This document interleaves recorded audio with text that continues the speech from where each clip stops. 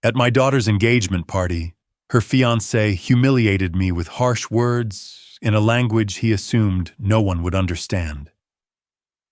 An old man nobody respects. Your daughter is my property. He smiled confidently, certain I had no idea what he was saying. But I stayed silent even though I understood every single word. Just 2 weeks later at his gala, I stood up and exposed him. He is a traitor to his country.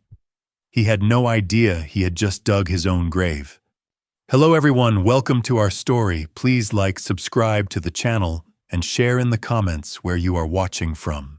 Important note: this story contains fictional elements designed for entertainment and educational value. Any similarity to actual names or places is coincidental, but the lessons here may help you navigate difficult situations in your own life.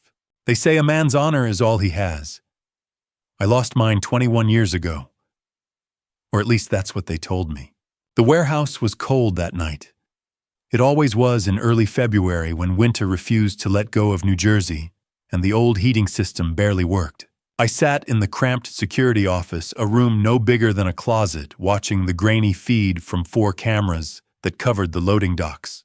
The coffee in my styrofoam cup had gone cold an hour ago, but I drank it anyway. Waste wasn't something I could afford. 2 in the morning. The loneliest hour of the night shift. Most people were asleep in warm beds next to someone who cared whether they woke up. I had this metal desk, a flickering fluorescent light, and a radio that only picked up static. My name is Howard Fletcher. I'm 60 years old. I work as a night security guard at a shipping warehouse in Copperfield, a town so small you'd miss it if you blinked while driving through. $26,000 a year. No benefits, no pension. Just enough to pay rent on a 1-bedroom apartment where the heat worked half the time, and the neighbors pretended I didn't exist. It wasn't always like this. 21 years ago, I was Major Howard Fletcher, United States Army. I served my country for 18 years. I led men. I made decisions that saved lives. I wore the uniform with pride, and when I saluted the flag, I meant every gesture. Then one night in Afghanistan, everything changed. I don't talk about that night. Not because I can't, but because no one wants to hear it. The official story is simple. Major Howard Fletcher compromised his unit's position. 4 soldiers didn't come home. Cooper Hayes, Garcia Johnson. Good men. Men with families, with futures. The Army investigated. They found enough to discharge me. Dishonorably. No trial. No chance to defend myself. Just a letter that stripped away everything I'd worked for. The uniform was gone. The rank was gone. The respect was gone. What remained was this, a small apartment, with peeling wallpaper, a job that paid barely enough to survive, and a name that made people look away when I walked into a room. The local VFW post didn't return my calls. The veterans support group stopped sending invitations. Even the clerk at the corner store, a kid who couldn't have been older than 20, had once muttered "traitor" under his breath when I paid for my groceries. I didn't correct him. What was the point? I still looked like a soldier, though. Couldn't shake it. My hair, what was left of it, was silver gray and cut short. Military short. My back stayed straight even when exhaustion pulled at my shoulders. I kept my boots polished, even the cheap ones I wore now. Old habits died hard. Or maybe they didn't die at all. Maybe they just became reminders of who you used to be. The apartment was a 15-minute walk from the warehouse. 1 bedroom, a kitchenette, a bathroom with a shower that dripped no matter how many times I tried to fix it. The furniture was secondhand, picked up from thrift stores over the years. A couch that sagged in the middle. A wooden table with one leg shorter than the others. A bed frame that creaked every time I turned over. But it was mine. No one could take it away. On the wall above the table, I kept a photograph. 4 faces smiled back at me, frozen in a moment before everything fell apart. Sergeant Daniel Cooper, 28, with a wife and a little girl he'd never gotten to watch grow up. Corporal James Hayes, 23, who'd been engaged and planning a wedding. Private First Class Anthony Garcia, 21, who wanted to be a teacher when he got home. Specialist Marcus Johnson, 25, who played guitar and wrote letters to his younger sister every week. Every night before I left for my shift, I looked at that photograph. And every night I asked myself the same question. Did I do it? Did I betray them? The army said yes. The evidence said yes. The investigation said yes. But I couldn't remember doing it. I'd replayed that night 1,000 times in my mind, searching for the moment I might have slipped, might have made a mistake, might have said something to the wrong person. I came up empty every time, but memories could lie. Guilt could twist them. And after 21 years, I wasn't sure I trusted my own mind anymore. What I did know was this 4 men didn't come home because of something I did or didn't do. Their families buried empty caskets or flag-draped remains. Their names were carved into stone memorials, and I was still here breathing, working, surviving. That guilt didn't fade. It sat in my chest like a stone, heavy and cold. Some nights it made it hard to breathe. Tonight was one of those nights. I leaned back in the chair, staring at the monitors. Nothing moved on the loading docks, just rows of shipping containers stacked like metal dominoes and the occasional gust of wind that rattled the chain-link fence. Quiet. Empty. Safe. My phone buzzed. I almost ignored it. Phone calls at 2 a.m. were never good news, but the screen showed an email notification, not a call. I frowned and unlocked the phone. The sender was an address I didn't recognize. No subject line. Just a short message in plain text. I know you didn't do it. We need to talk. NT. I stared at the screen for a long moment. NT. Who the hell was NT? A name flickered at the edge of my memory, but I couldn't place it. Spam, probably. Or a scam. Some kid with too much time and access to old military records looking to mess with a washed-up veteran. I'd gotten messages like this before, back when I still had hope that someone might believe me. They always led nowhere. I deleted the email and set the phone down. But the name stayed with me. NT. The coffee was cold. The warehouse was silent. And somewhere in the back of my mind, a question I'd tried to bury for 21 years started clawing its way back to the surface. What if someone else knew something I didn't? But there was one person who still believed in me. One person who kept me going through all those years. My daughter. Her name is Maya. She's 28 now, though. In my mind, she'll always be that little girl with scraped knees and wild curls running through the yard of the house we used to own, before everything fell apart. I met her mother in the spring of 1991. Catherine was a librarian at the base where I was stationed. She had brown hair she wore in a braid, glasses that slipped down her nose when she read, and a smile that made the room feel warmer. I wasn't looking for love. I'd spent my whole adult life focused on the army, on duty, on being the kind of soldier my country needed. But Catherine had a way of looking at me like I was more than just a rank and a uniform. Like I was a person worth knowing. We got married in the summer of 1992. Small ceremony, just a few friends and family. She wore a simple white dress and carried daisies. I wore my dress blues. It was the happiest day of my life. 2 years later, Catherine told me she was pregnant. She was 42. The doctors called it high risk, rattled off a list of things that could go wrong. But Catherine just smiled and said, "We'll be fine." And we were. Maya came into the world on a cold morning in February 1994, small and red-faced and perfect. Catherine held her and looked at me with tears in her eyes. "She's ours," she whispered. "For 10 years, we were a family. A real one." Catherine stayed home with Maya while I deployed, came back deployed again. When I was gone, Catherine sent me letters and pictures. Maya's first steps. Her first day of school, a drawing she'd made of the 3 of us holding hands under a bright yellow sun. Then, in the spring of 2004, Catherine started getting tired. At first, we thought it was stress or age, but the tiredness didn't go away. She went to doctors, then specialists. Cancer, aggressive, stage 4 by the time they found it. I took leave to be with her. We tried treatments, chemotherapy, radiation, experimental drugs that cost more than I wanted to think about. Nothing worked.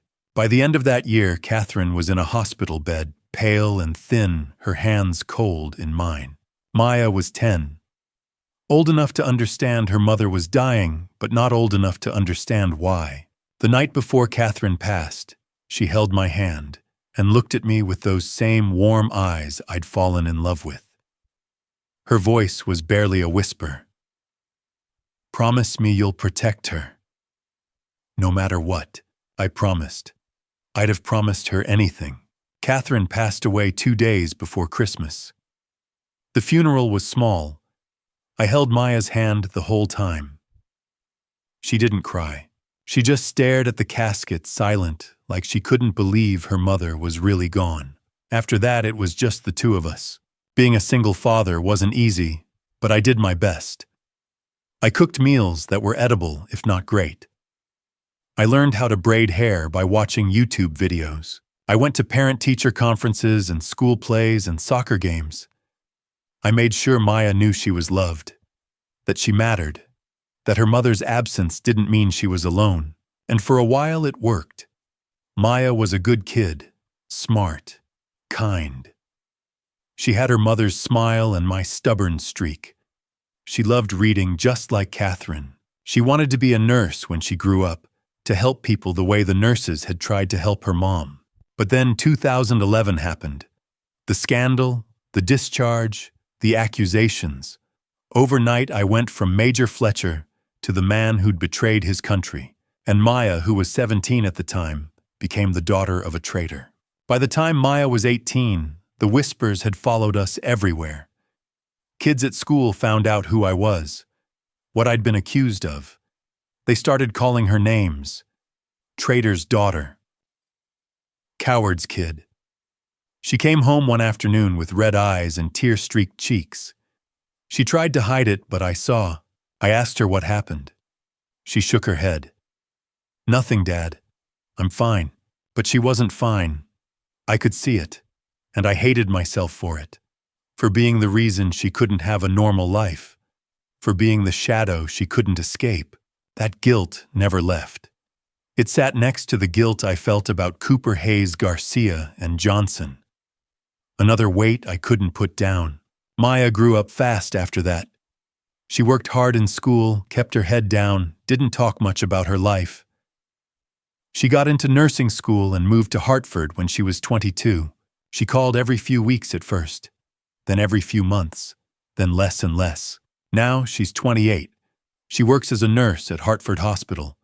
I know because I've looked her up online, seen her name listed on the staff directory. I'm proud of her. She became exactly who she wanted to be. She's helping people. She's living a life that's hers, not mine. But we don't talk much anymore. The last time I heard from her was 6 months ago. A short text on my birthday. "Happy birthday, Dad. Hope you're doing okay," I texted back. "Thanks, sweetheart. Love you." She didn't reply. Every week since then I've sent her a message. Nothing heavy, just little things. "Love you, sweetheart. Dad. Thinking of you. Hope work's going well." She never replies. I tell myself she's busy, that she's building her own life, that it's okay for her to move on, to stop carrying the weight of my past. I don't blame her for the distance. She spent her whole childhood being known as my daughter. The girl whose father destroyed his career and got 4 men killed. She deserves to be known as Maya Fletcher, nurse helper, her own person. But 6 months of silence is long. Longer than it's ever been. And some nights when the warehouse is quiet and the monitors show nothing but empty docks, I wonder if she's okay. If she's safe, if she's happy, if she still thinks I'm a hero. And then one quiet evening in late February, my phone rang. It was Maya. She had not called in 6 months. I was sitting at my kitchen table eating instant noodles straight from the pot when the vibration shattered the silence. The apartment was dim, the overhead light flickering slightly, the kind of place that always felt too empty after dark. I looked down at the screen. Maya. For a long second, I just stared at her name, afraid it would vanish. My thumb hovered over the screen. 6 months. 6 months of unanswered messages. 6 months of wondering whether she was safe, whether she was struggling, whether she still needed her father, or whether she had learned to live without me. I swiped to answer. Maya, sweetheart, hi, Dad. Her voice sounded bright, but something underneath felt strained, as if the cheerfulness was carefully practiced. How are you? I'm good, I said, even though it wasn't entirely true. How are you? How's work? Work's fine. Busy. She paused. That's actually why I'm calling. I have some news. My chest tightened. What kind of news? Another pause. I'm getting engaged. The word hung between us. Engaged. My little girl. The child who climbed into my lap after nightmares. The one who held my hand at her mother's funeral because she was afraid I would break. That's wonderful, I managed. When did this happen? 3 weeks ago. He proposed 3 weeks ago. 3 weeks. And she was only telling me now. I kept my voice calm. Why didn't you call sooner? She hesitated. I could hear her breathing through the phone. Everything moved so fast. Maxwell wanted to plan the party first, make sure everything looked perfect. And I didn't know how to tell you. Why not? Because of the debt. I frowned. What debt? Student loans, medical bills. It piled up. More than I could handle. I was drowning, and I didn't want to burden you. You could never be a burden, I said quietly. You're my daughter. Her voice cracked. You're barely getting by, Dad. I couldn't ask you for help. When Maxwell offered, I said yes. Offered what he paid, everything. $210,000. I went still. The noodles cooled in front of me, forgotten. $210,000. That wasn't a gift. It was a weight. Why would he do that? I asked. Because he cares about me, Dad. Not love. Cares. Why didn't you come to me first? I didn't want to worry you, she whispered. Maxwell was there when I had no one else. He helped. And now I owe him everything. Oh, I closed my eyes and took a slow breath. Tell me about him. Maxwell Sterling. He's a CEO. Sterling Defense Contractors. His family is influential. The engagement party is March 23rd. I really want you there. Sterling Defense Contractors. The name struck something buried deep inside me. I had heard it before. Years ago. Back when I still wore a uniform and believed the system protected people like us. Dad, she asked. I'm here, I said. Of course I'll come. Relief filled her voice. Thank you. Is he good to you? I asked carefully. A beat. Yes. He's good to me. Too fast. Does he make you happy? Another pause. I'm grateful for him. Grateful. Not happy. I wanted to push harder, to ask why she sounded rehearsed, why she disappeared for 6 months. But she sounded fragile. I chose silence and swallowed the questions burning inside. I'll be there, I said. March 23rd. I love you, Dad. I love you too.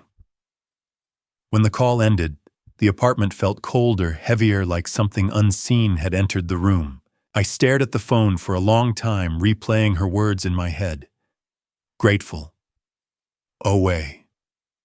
Those words refused to leave me. Finally, I opened my old laptop. The fan whined as it powered on, struggling like it always did. I typed Sterling Defense Contractors. A sleek corporate website loaded. Defense Solutions. Foreign contracts, carefully chosen images meant to inspire trust and authority. I clicked the leadership page. Maxwell Sterling, 37. A perfect smile that didn't quite reach his eyes. I scrolled further. Middle East operations, strategic partnerships, a $2.8 billion deal highlighted in bold text. My stomach twisted. The room felt smaller, the air heavier. Instinct screamed. Years of experience told me the same thing over and over. A man doesn't erase that kind of debt without expecting payment. And the name, Sterling Defense. I knew it from a life I tried to forget, from reports and briefings that never made the news. I closed the laptop and leaned back in the chair. Memories stirred, unwanted and sharp, of names whispered in hallways and files stamped confidential. I had walked away from that world thinking I was done with it forever. But the past has a way of circling back when you least expect it. Outside, the wind rattled the window, cold and insistent, like a warning I couldn't ignore. March 23rd was coming, and with it a room full of strangers, polished smiles, and questions no one wanted asked. I had 1 month to learn who Maxwell Sterling really was, and whether the danger I sensed was real or imagined, and whether my daughter was marrying a man or a monster hiding behind wealth and promises. 2 days later, a man walked into my warehouse. A man I thought I'd never see again. It was close to midnight when it happened. The loading docks were quiet, nothing but rows of shipping containers and the hum of the old heater. I was doing my rounds, flashlight cutting through the darkness. That's when I heard footsteps behind me. I spun around, hand dropping to my belt where I used to carry a sidearm. Nothing there now, just keys and a radio. A figure stepped out of the shadows. Tall, broad-shouldered, moving with the kind of controlled precision that only comes from training. Major Fletcher. I froze. That voice. The man stepped closer. Dark hair streaked with gray. Strong jaw. Brown eyes. "It's me," he said quietly. "Nathan Torres." I couldn't speak. Nathan Torres. The kid I'd pulled out of a firefight 21 years ago. The kid who'd sobbed in my arms on a medevac helicopter. He wasn't a kid anymore. Grinding him, my voice came out rough. "Little Torres," he smiled. "Not so little anymore, sir." We stood there staring at each other. Then Nathan stepped forward, hand extended. I grabbed it, pulled him into a hug. "I've been looking for you for 2 years, sir." Why? His eyes met mine.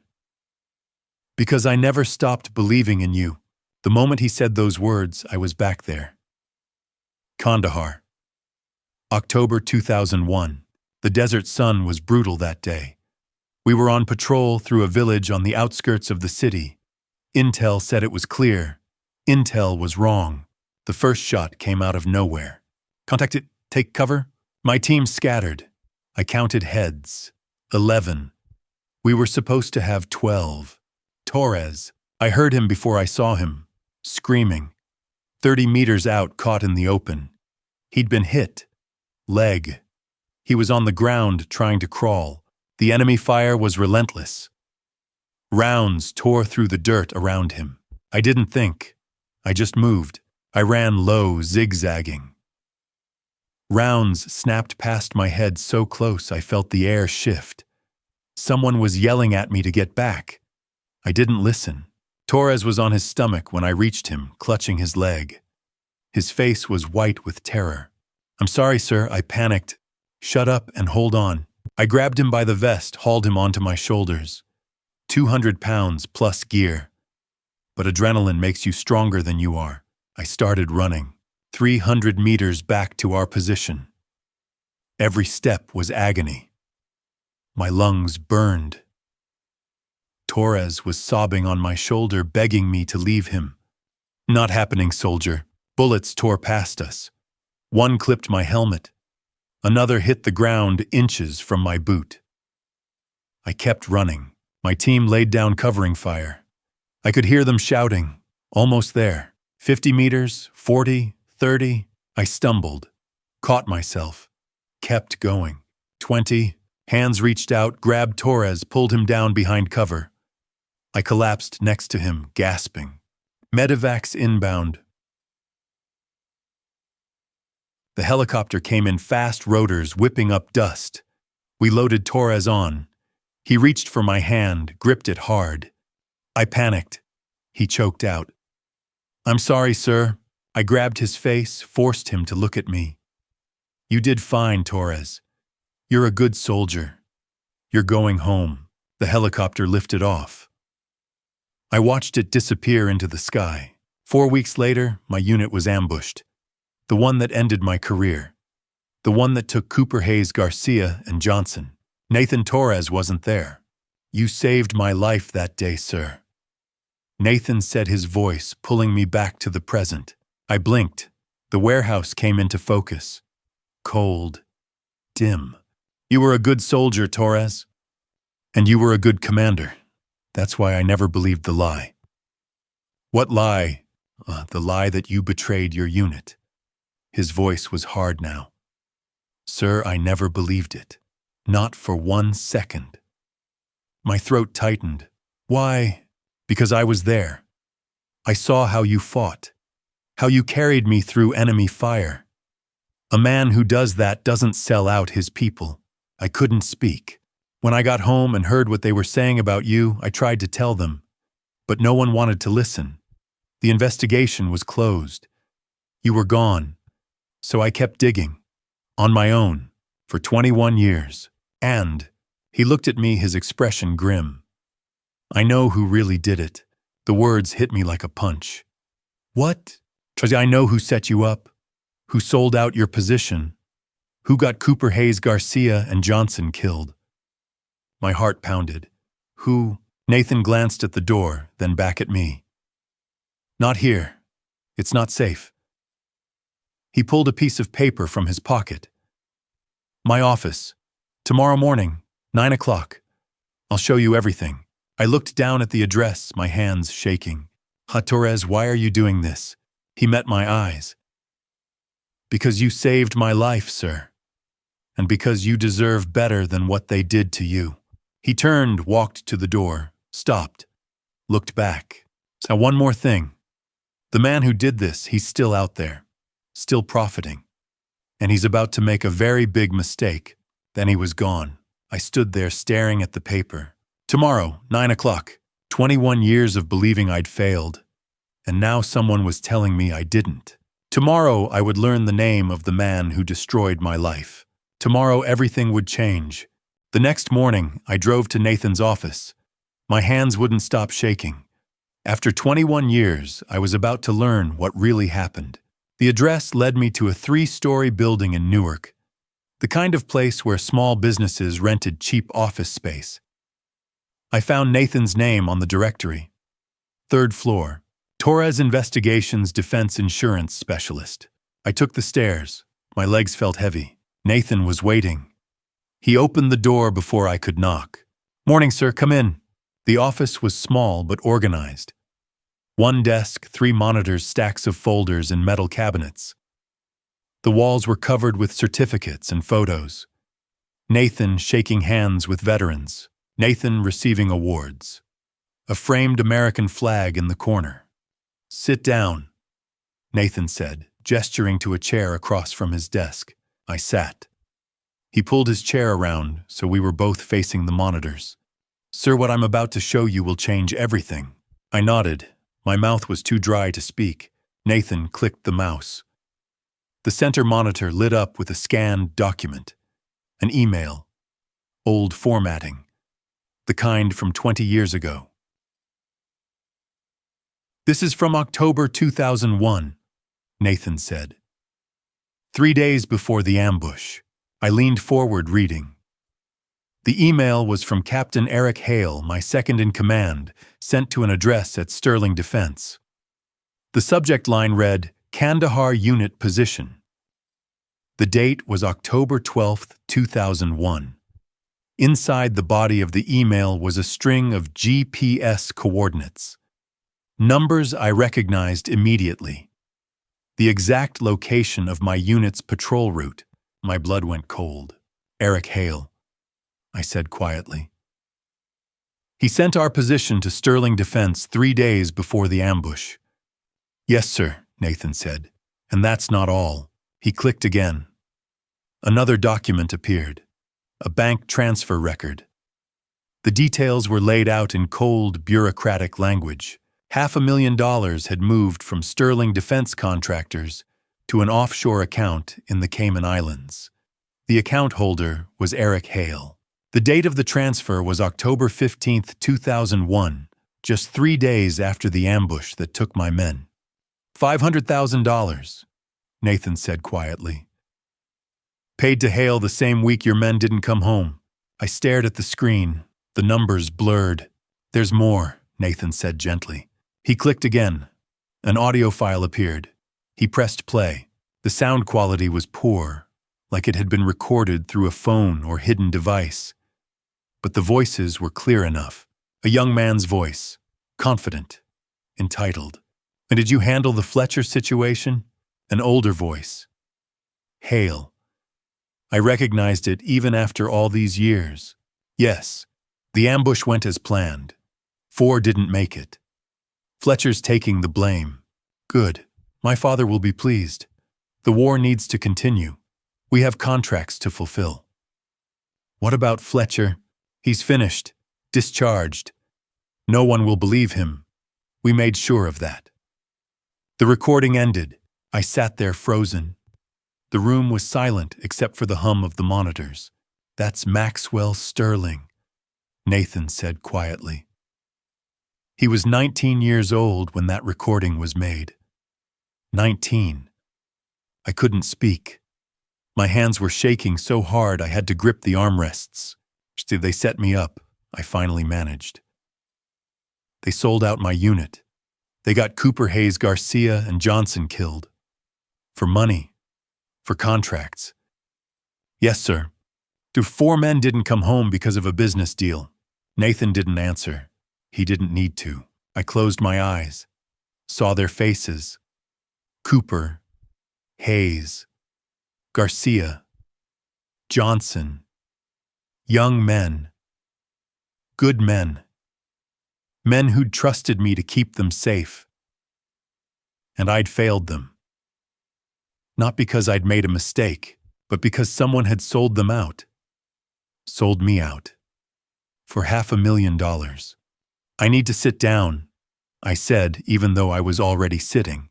Nathan stood, walked to a small fridge in the corner, came back with a bottle of water.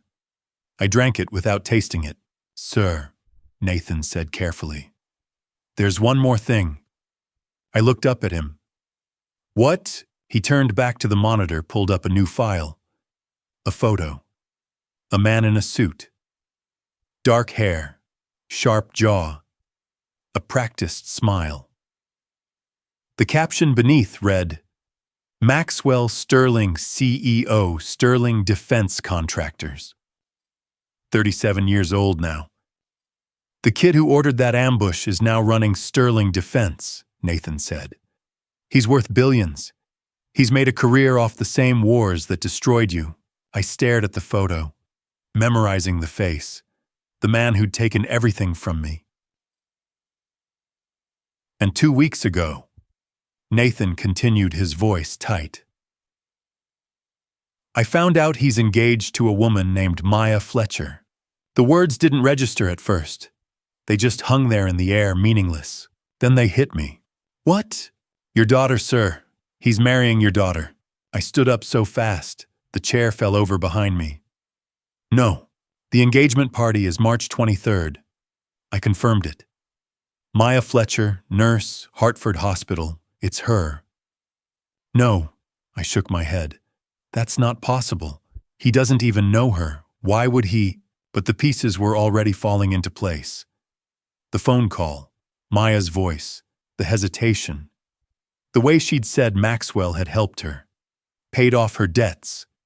$210,000. He found her, I said quietly. He found my daughter, and he's using her. I don't know why yet, Nathan admitted. But I'm working on it.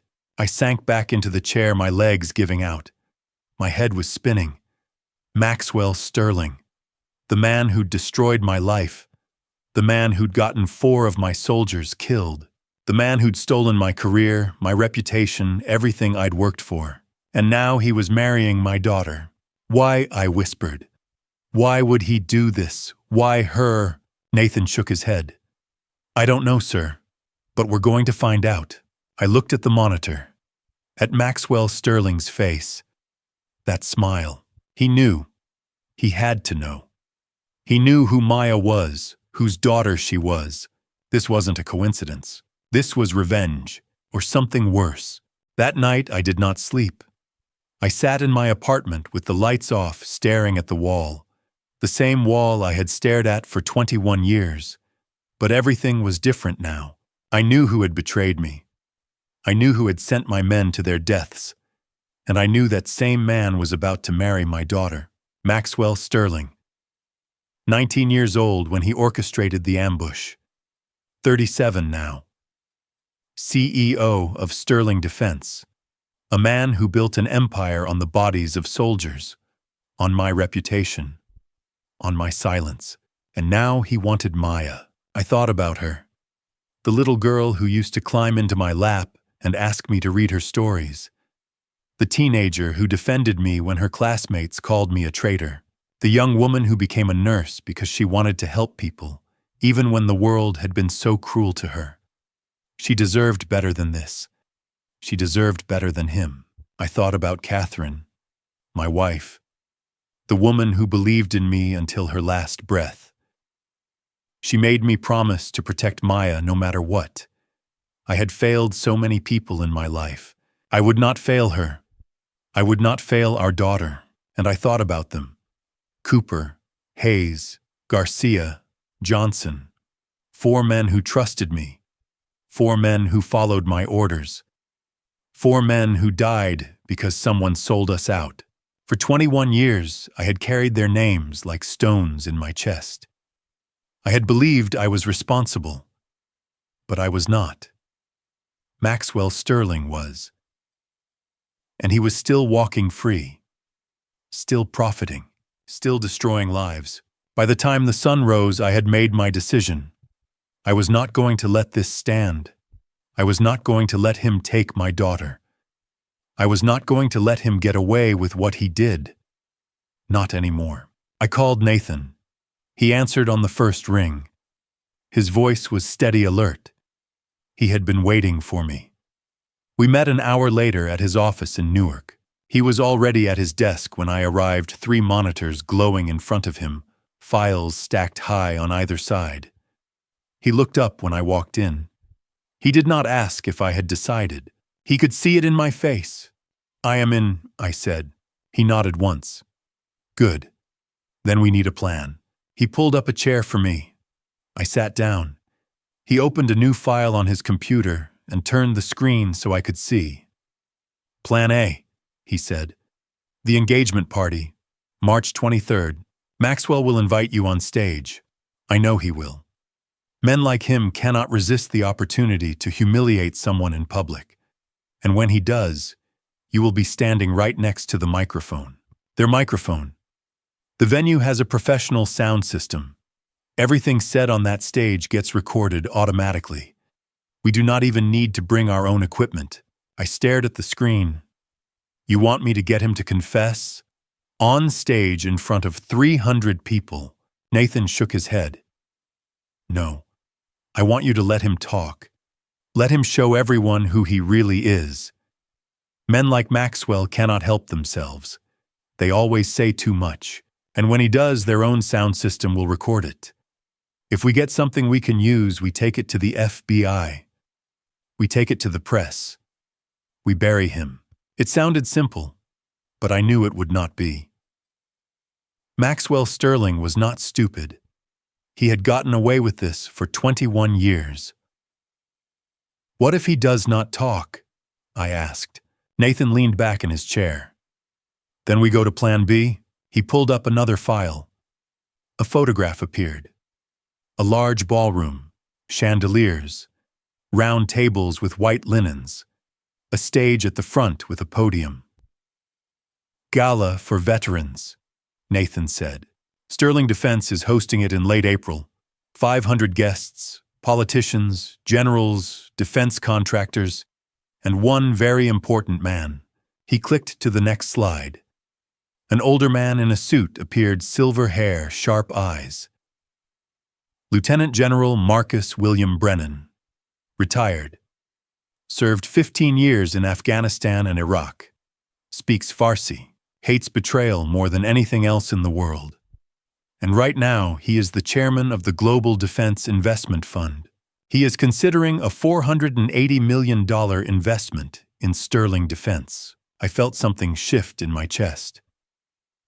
$480 million, Nathan nodded. If that deal goes through, Sterling Defense becomes one of the top 5 defense contractors in the country. Maxwell gets everything he has ever wanted. But Brennan is old school. He does not tolerate corruption. He does not tolerate traitors. If we can prove to him that Maxwell orchestrated the Kandahar ambush, that he sold out American soldiers for profit, Brennan will pull the deal. And without that money, Sterling Defense collapses. I stared at the photograph. General Brennan looked like every officer I had ever served under. Stern, disciplined. A man who believed in honor. "Do you think he will listen?" I asked. Nathan met my eyes. "If we have proof, yes. And we do. We have the emails. We have the transfer records. We have the recording. We just need to get it in front of him. Publicly. At the gala. In front of 500 witnesses. Maxwell will not be able to lie his way out of that." I let out a slow breath. It was a risk. A huge risk. But it was also the only real chance we had. "All right," I said. "We do both. Plan A at the engagement party. Plan B at the gala if we need it." Nathan stood up. He walked over to his desk and pulled out a folder. Inside were blueprints of the Sterling estate, photos of the venue, a list of guests. "The engagement party is in 3 days," he said. "I will be there. Table 20. Posing as one of Maya's colleagues from the hospital. If anything goes wrong, I will be watching, and I will be ready." I looked at the folder, at the plans, at the photographs. 21 years, I said quietly. 21 years, and it comes down to this. Nathan put a hand on my shoulder. "You saved my life once, sir. Now let me help you save yours." I looked at him. This kid I had carried 300 meters through enemy fire. This kid who had cried and apologized because he thought he had let me down. He was not a kid anymore. He was a man, a good man, and he was giving me a chance I never thought I would have. A chance to clear my name, a chance to protect my daughter, a chance to honor the men I had lost. I closed the folder. "All right," I said. "Let us do this." Nathan nodded.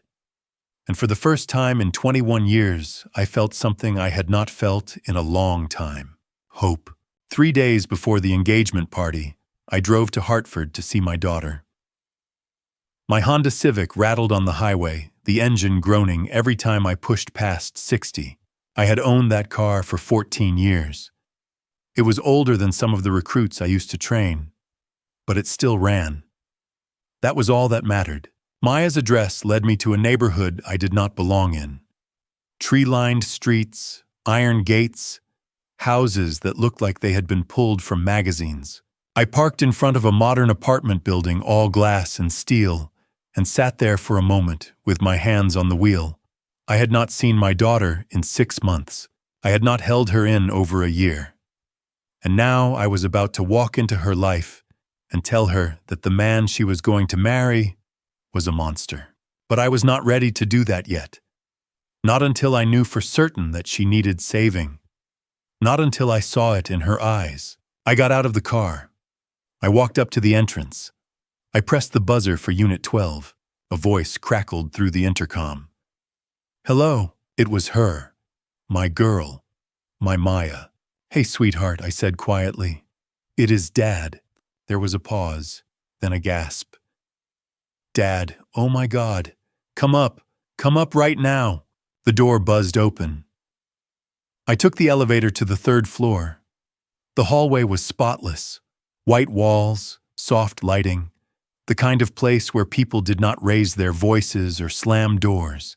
I found Unit 12 and knocked gently. The door opened. Maya stood there in a sweater and jeans, her hair pulled back in a ponytail.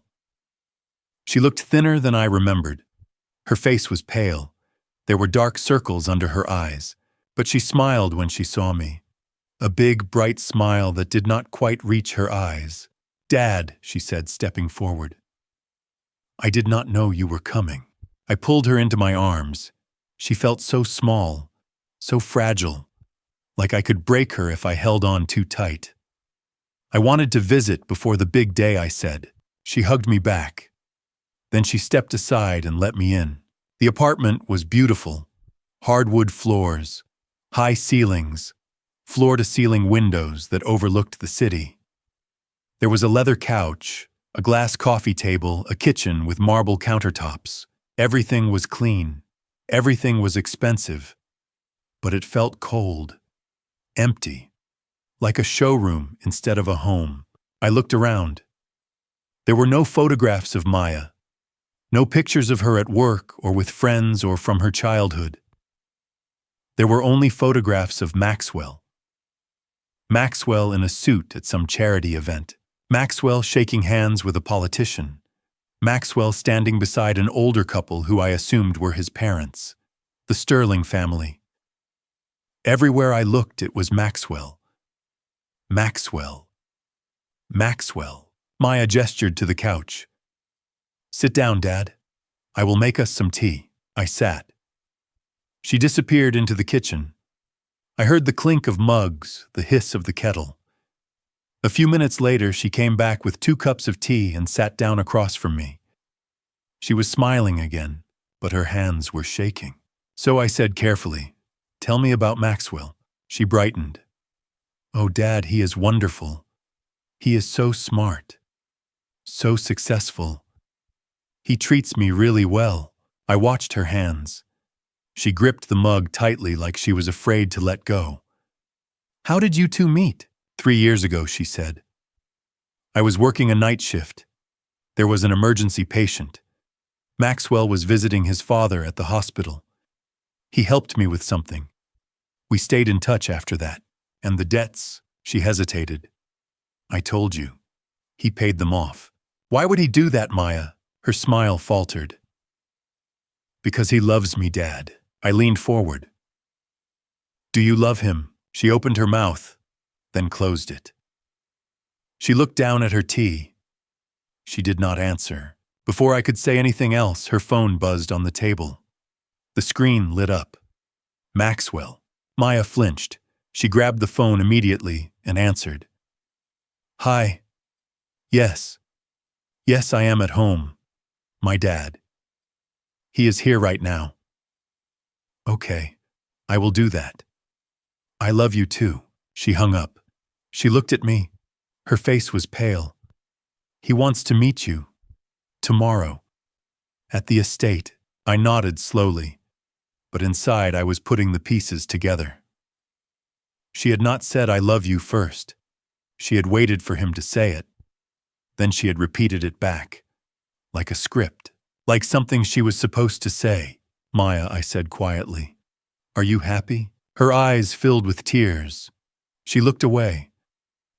I do not know anymore, Dad. It is just that I owe him so much. He saved me. I reached across the table and took her hand. Sweetheart, owing someone and loving someone are 2 completely different things. She started to cry. But I do not have a choice. If I leave, he will take it all back. The debts will come back. I cannot do it alone. I cannot. I squeezed her hand. I understood now. Maxwell Sterling was not holding my daughter with violence. He was holding her with debt, with obligation. With fear, he had built a cage around her, and she could not see the bars. "Listen to me," I said firmly. "You do not have to do anything, just trust me. One more week." "Can you do that?" She looked at me confused.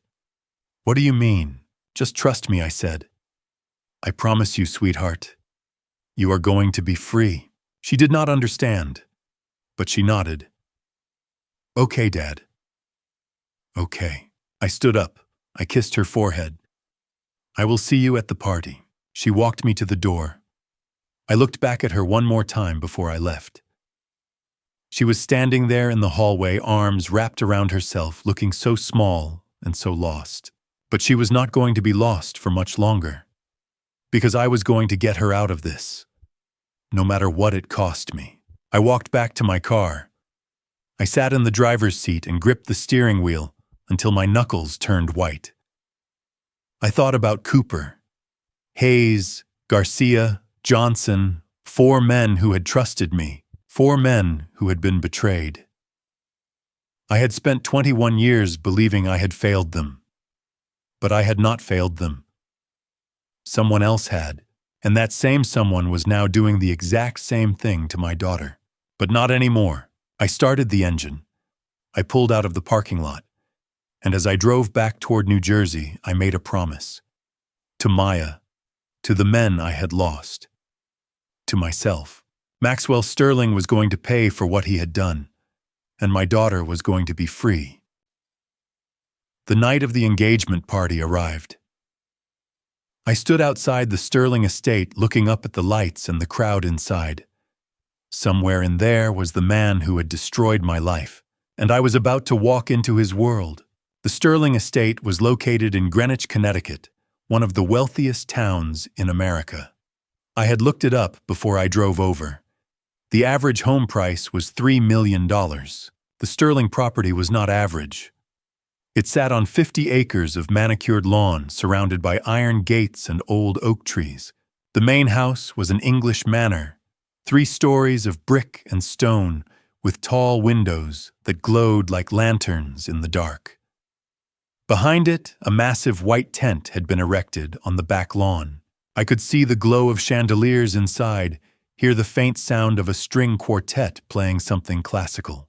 The driveway was lined with cars. Mercedes, BMWs, Teslas, a Bentley, a Rolls-Royce. I counted at least 40 vehicles, and every single one of them cost more than I had earned in the last 5 years combined. My Honda Civic looked like a rust bucket next to them. I parked it as far from the entrance as I could, tucked it between 2 hedges where no one would notice. I got out and adjusted my suit jacket. It was the only suit I owned. I had bought it in 2005 for a funeral. The fabric was a little loose now. The shoulders sagged. The cuffs were frayed, but it was clean. I had ironed it that morning. It would have to do. I walked up the long driveway toward the entrance. My shoes crunched on the gravel. Ahead of me, couples in tuxedos and evening gowns climbed the stone steps and disappeared into the house. Women wore diamonds. Men wore watches that could have paid for a year of my rent. I felt like I was walking onto a movie set, like I did not belong. At the door, a man in a black suit and an earpiece stopped me. Name: Howard Fletcher. He checked his tablet, nodded. Table 20. In the back. He said it like he was doing me a favor, like I should be grateful to even be allowed inside. I nodded and walked past him. The interior of the house was stunning. Marble floors, crystal chandeliers, a grand staircase that curved up to the second floor. Everywhere I looked, there were flowers, white roses, orchids, arrangements that must have cost thousands of dollars each. Waiters in white gloves moved through the crowd with trays of champagne and hors d'oeuvres. I grabbed a glass of water from one of them. I was not here to drink. I followed the flow of guests through the house and out onto the back terrace. That was where the tent was. It was even bigger than I had thought. Inside, round tables were set with white linens, gold-rimmed plates, and tall centerpieces of white flowers. Each table had a number. I scanned the room. Table 1 was at the front, right by the stage. Table 20 was at the very back near the entrance to the kitchen. Of course, I made my way through the crowd. People were laughing, talking, clinking glasses. I recognized a few faces from the news. A congressman, a former ambassador, a retired general whose name I could not remember. These were not Maya's friends. These were Maxwell's people, his world. And I was an outsider. I was halfway to my table when I heard a voice behind me. "Mr. Fletcher." I turned, and there he was. Maxwell Sterling. He was tall, over 6 feet, broad-shouldered, dark hair styled perfectly, a sharp jawline, a smile that looked like it had been practiced in front of a mirror 1,000 times. He wore a black tuxedo that fit him like it had been sewn onto his body. His shoes were polished to a mirror shine. His cufflinks gleamed. He looked like he had stepped out of a magazine ad for wealth and success. He extended his hand. "Mr. Fletcher, it is an honor to finally meet you." I took his hand. His grip was firm but soft. There were no calluses, no rough edges. This was a man who had never worked a day of hard labor in his life. "Congratulations," I said evenly. "Thank you," he said, still smiling. "Maya talks about you all the time. I am so glad you could make it tonight." I studied his face. He looked sincere. His eyes were warm. His tone was polite. But there was something underneath. Something cold. Something calculating. I wondered if he knew who I really was, if he remembered what he had done, if he had any idea that the man standing in front of him was the same man he had framed 21 years ago. But there was no recognition in his eyes. None at all. "I hope you do not mind," he continued, "but I seated you at table 20. It is a little farther back, but I thought you might prefer a quieter spot. You know, away from the noise." He said it like he was being thoughtful, like he was doing me a kindness. But I knew what it really meant. Table 20 was where they put the people who did not matter, the people who were invited out of obligation, the people who were not important enough to sit with the real guests. "That is fine," I said. "Great," Maxwell said, clapping me lightly on the shoulder. "Enjoy the party, Mr. Fletcher, and thank you again for being here. It means the world to Maya." He turned and walked away back into the crowd. People gravitated toward him like he was the sun. He shook hands. He laughed. He posed for photographs. He was the center of attention, the man of the hour, the golden boy. And he did not remember me. Or maybe he did. Maybe he just did not care. I stood there for a moment, watching him. This was the man who had orchestrated the ambush that ended 4 lives. This was the man who had framed me for treason. This was the man who had built an empire on blood and lies. And now he was marrying my daughter. I glanced toward the stage at the front of the tent. There was a microphone stand in the center. Professional sound system. Speakers mounted around the tent. Nathan had explained it to me. When Maxwell invites me on stage, everything will be recorded through their own system. We do not need to bring anything. They will record themselves. I took a breath. I walked to table 20. I sat down. And I waited, because tonight was just the beginning. I found my seat at table 20. Nathan was already there, posing as a guest. He wore a dark suit and a neutral expression. When I sat down, he leaned toward me slightly and whispered, "Remember, when you are on stage, their sound system will record everything. Stay calm." I nodded. I looked toward the front of the tent. There, on a small stage near table 1 stood Maxwell, and beside him, in a white dress that made her look like she was glowing, was Maya. She looked beautiful. Her hair was pinned up. Her makeup was perfect. She smiled as guests approached to congratulate her. But I could see it, the sadness in her eyes, The way her smile did not quite reach them. She was playing a part, and she was exhausted. A man stepped onto the stage. Richard Sterling, Maxwell's father. He was 70 years old with silver hair slicked back and a tailored Armani suit that probably cost more than my car. He carried himself like a king, like someone who had never been told no in his entire life. He picked up a microphone and tapped it twice. The crowd quieted. "Ladies and gentlemen," he began, his voice smooth and commanding. "Thank you all for being here tonight. It is a privilege to celebrate this joyous occasion with so many distinguished friends and colleagues." He paused. The crowd applauded politely. He smiled. "The Sterling family has always believed in legacy," he continued. "In building something that lasts. Something that matters. My son Maxwell has done exactly that. Sterling Defense Contractors is now the leading provider of global defense solutions. We have contracts on 4 continents. We employ over 10,000 people. And we are just getting started." More applause. I felt my jaw tighten. He was bragging. He was turning his son's engagement party into a business pitch. And tonight, Richard said, his voice softening slightly, "My son has found a partner who is worthy of this family." Maya Fletcher is a woman of grace, intelligence, and strength. She is a nurse, a healer, someone who dedicates her life to helping others. We are honored to welcome her into our family. The crowd clapped again. Some people stood. I stayed seated. I stared at Richard Sterling and thought, "Worthy, my daughter is worth more than your entire family combined." Richard handed the microphone to Maxwell and stepped aside. Maxwell took center stage. He looked out over the crowd with that perfect smile, that practiced charm, and for a moment, I hated him more than I had ever hated anyone in my life. But I stayed calm. I stayed still.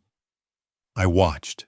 As I scanned the room, my eyes landed on table 1, the VIP section. And there, sitting with his back straight and his hands folded on the table, was a man I recognized immediately. Lieutenant General Marcus William Brennan, retired. He was 67 years old. Silver hair cropped short in a military cut. A square jaw. Sharp eyes that did not miss anything. He wore a dark suit, not a tuxedo, and he sat with the kind of posture that only comes from decades of military discipline. He was not smiling. He was not clapping. He was watching Maxwell with the cold, evaluating gaze of a man who had spent his entire life assessing threats. Nathan noticed me staring. He leaned over again. "You know him." I nodded slightly. "That is General Brennan. He commanded the 82nd Airborne Division in Afghanistan. Retired in 2012. What is he doing here?" Nathan's voice was barely audible. Maxwell invited him. "He is trying to lock in the $480 million investment from Brennan's fund." I looked back at Brennan. He had not moved. He was still watching Maxwell. His expression was unreadable, but I knew that look. I had seen it 1,000 times in my career. It was the look of a soldier who did not trust what he was seeing. A man who was waiting for proof, waiting for evidence. I thought, he is a real soldier, a man of honor. He is not going to like what he is about to hear. On stage, Maxwell raised the microphone. "Ladies and gentlemen," he said, his voice warm and confident. "Thank you all for being here tonight. 3 years ago, I met a woman who changed my life. She is kind. She is compassionate. She is strong. And tonight I have the honor of asking her to be my wife." He turned to Maya. He pulled a small velvet box from his pocket and opened it. Inside was a ring. A massive diamond that caught the light and sparkled like a star. The crowd gasped. Women leaned forward in their seats. Cameras flashed. Maxwell held the ring up. "Maya Fletcher," he said, looking into her eyes. "Will you marry me?" Maya stared at the ring. For a moment she did not move. She did not speak. I saw her hands tremble. I saw her lips part slightly like she wanted to say something, but could not find the words. And then quietly, almost in a whisper, she said, "I do." The crowd erupted in applause. People stood. They cheered. Maxwell slipped the ring onto her finger and pulled her into a kiss. The cameras flashed again. The string quartet began to play. It was perfect. It was beautiful. It was a fairy tale. But I knew what was really happening. I could see it in her eyes. She was not happy. She was trapped. I sat there at table 20, my hands clenched into fists under the table. My heart ached. My daughter, my little girl, standing on that stage pretending to be in love with a man who had destroyed my life. A man who was using her. A man who did not deserve to breathe the same air as her. Nathan leaned over one more time. "Stay calm," he whispered. "We are almost there." I nodded. I took a slow breath. I watched Maxwell on stage, basking in the applause, soaking in the attention. He looked like a man who had everything. A man who had won. And then he picked up the microphone again. "Before we continue," he said, "I want to take a moment to acknowledge someone very special. Someone who means the world to my fiancé." My stomach dropped. "Maya's father, Howard Fletcher, is here with us tonight." The crowd turned. Heads swiveled toward table 20, toward me. Maxwell smiled. "Mr. Fletcher, would you please join us on stage?" And just like that, everything changed. And then Maxwell called my name. The crowd turned. Heads swiveled toward table 20, toward me. Some people looked curious, others confused. I heard one man say, "Fletcher." That name sounds familiar. I stood up. My legs felt weak. My hands were shaking. Nathan leaned toward me and whispered, "Stay calm. Their sound system is recording." I nodded. I took a breath. I stepped forward. The walk to the stage felt like a mile. Every eye in the room was on me. I could feel their judgment, their curiosity. Who was this old man in a cheap suit? Why was he here? I climbed the steps onto the stage. The lights were blinding. I had to squint to see the crowd. 300 faces stared back at me. Maxwell stood beside me, smiling that perfect smile. He put a hand on my shoulder like we were old friends. "Mr. Fletcher," he said into the microphone. "Thank you for joining me." The crowd applauded politely. Maxwell turned to them. "As many of you know, family is everything to me. And tonight I want to honor the man who raised the woman I love. Maya's father, a man who has lived a long and interesting life." There was a pause. A few people laughed nervously. I knew what he was doing. He was setting me up. He reached into his pocket and pulled out a small box. "Mr. Fletcher," he said, turning to me, "to show my respect, I want to give you a gift." He opened the box. Inside was a watch, a Timex. I recognized it immediately. A cheap watch. The kind you could buy at a drugstore for $30. The crowd went silent. I saw people glance at each other. A few women covered their mouths. One man at table 3 smirked. They all knew. They all understood. Maxwell Sterling, a billionaire, was giving me a $30 watch in front of 300 of the wealthiest people in Connecticut. It was an insult, and everyone knew it. Maxwell held the watch out to me. "A small gift," he said smoothly. "I hope you will wear it with pride." A few people in the back laughed. Not loud, just quiet chuckles. But I heard them. My face burned. My throat tightened. I took the watch from his hand. "Thank you," I said quietly. Maxwell smiled. He turned back to the crowd, still holding the microphone. And then he said something that made my blood run cold. He spoke in Farsi, into the microphone, loud and clear, for everyone to hear. His voice was smooth and confident as he said, An old man nobody respects. The crowd laughed politely. They thought it was some kind of formal greeting, some exotic toast. They had no idea what he had just said. But I did, and someone else did too. At table 1, General Brennan's head snapped up. His jaw tightened. His eyes locked on Maxwell. Maxwell continued, still smiling, still speaking in Farsi into the microphone. Your daughter is my property, and you have no power to stop it. The crowd applauded. They thought it was beautiful, elegant. A few people even wiped away tears. But it was not. It was an insult, a public humiliation, and Maxwell thought no one in this room of wealthy Americans would understand a word of it. But he was wrong. I saw it happen. At table 1, General Brennan leaned toward the man beside him. His face was stone. His voice was low, but I could read his lips. He just insulted that man. In Farsi, the man looked confused. Brennan shook his head. Nothing. But his eyes never left Maxwell. Cold, hard, furious, and there were others. I saw a retired colonel at table 3 sit up straighter, his face darkening. A former intelligence officer at table 7 whispered something to his wife. They understood. They knew exactly what Maxwell had just said. And they were shocked. Maxwell handed the microphone back and turned to me. He shook my hand one more time. Enjoy the party, Mr. Fletcher, he said in English. Welcome to the family. I nodded. I did not trust myself to speak. I stepped down from the stage.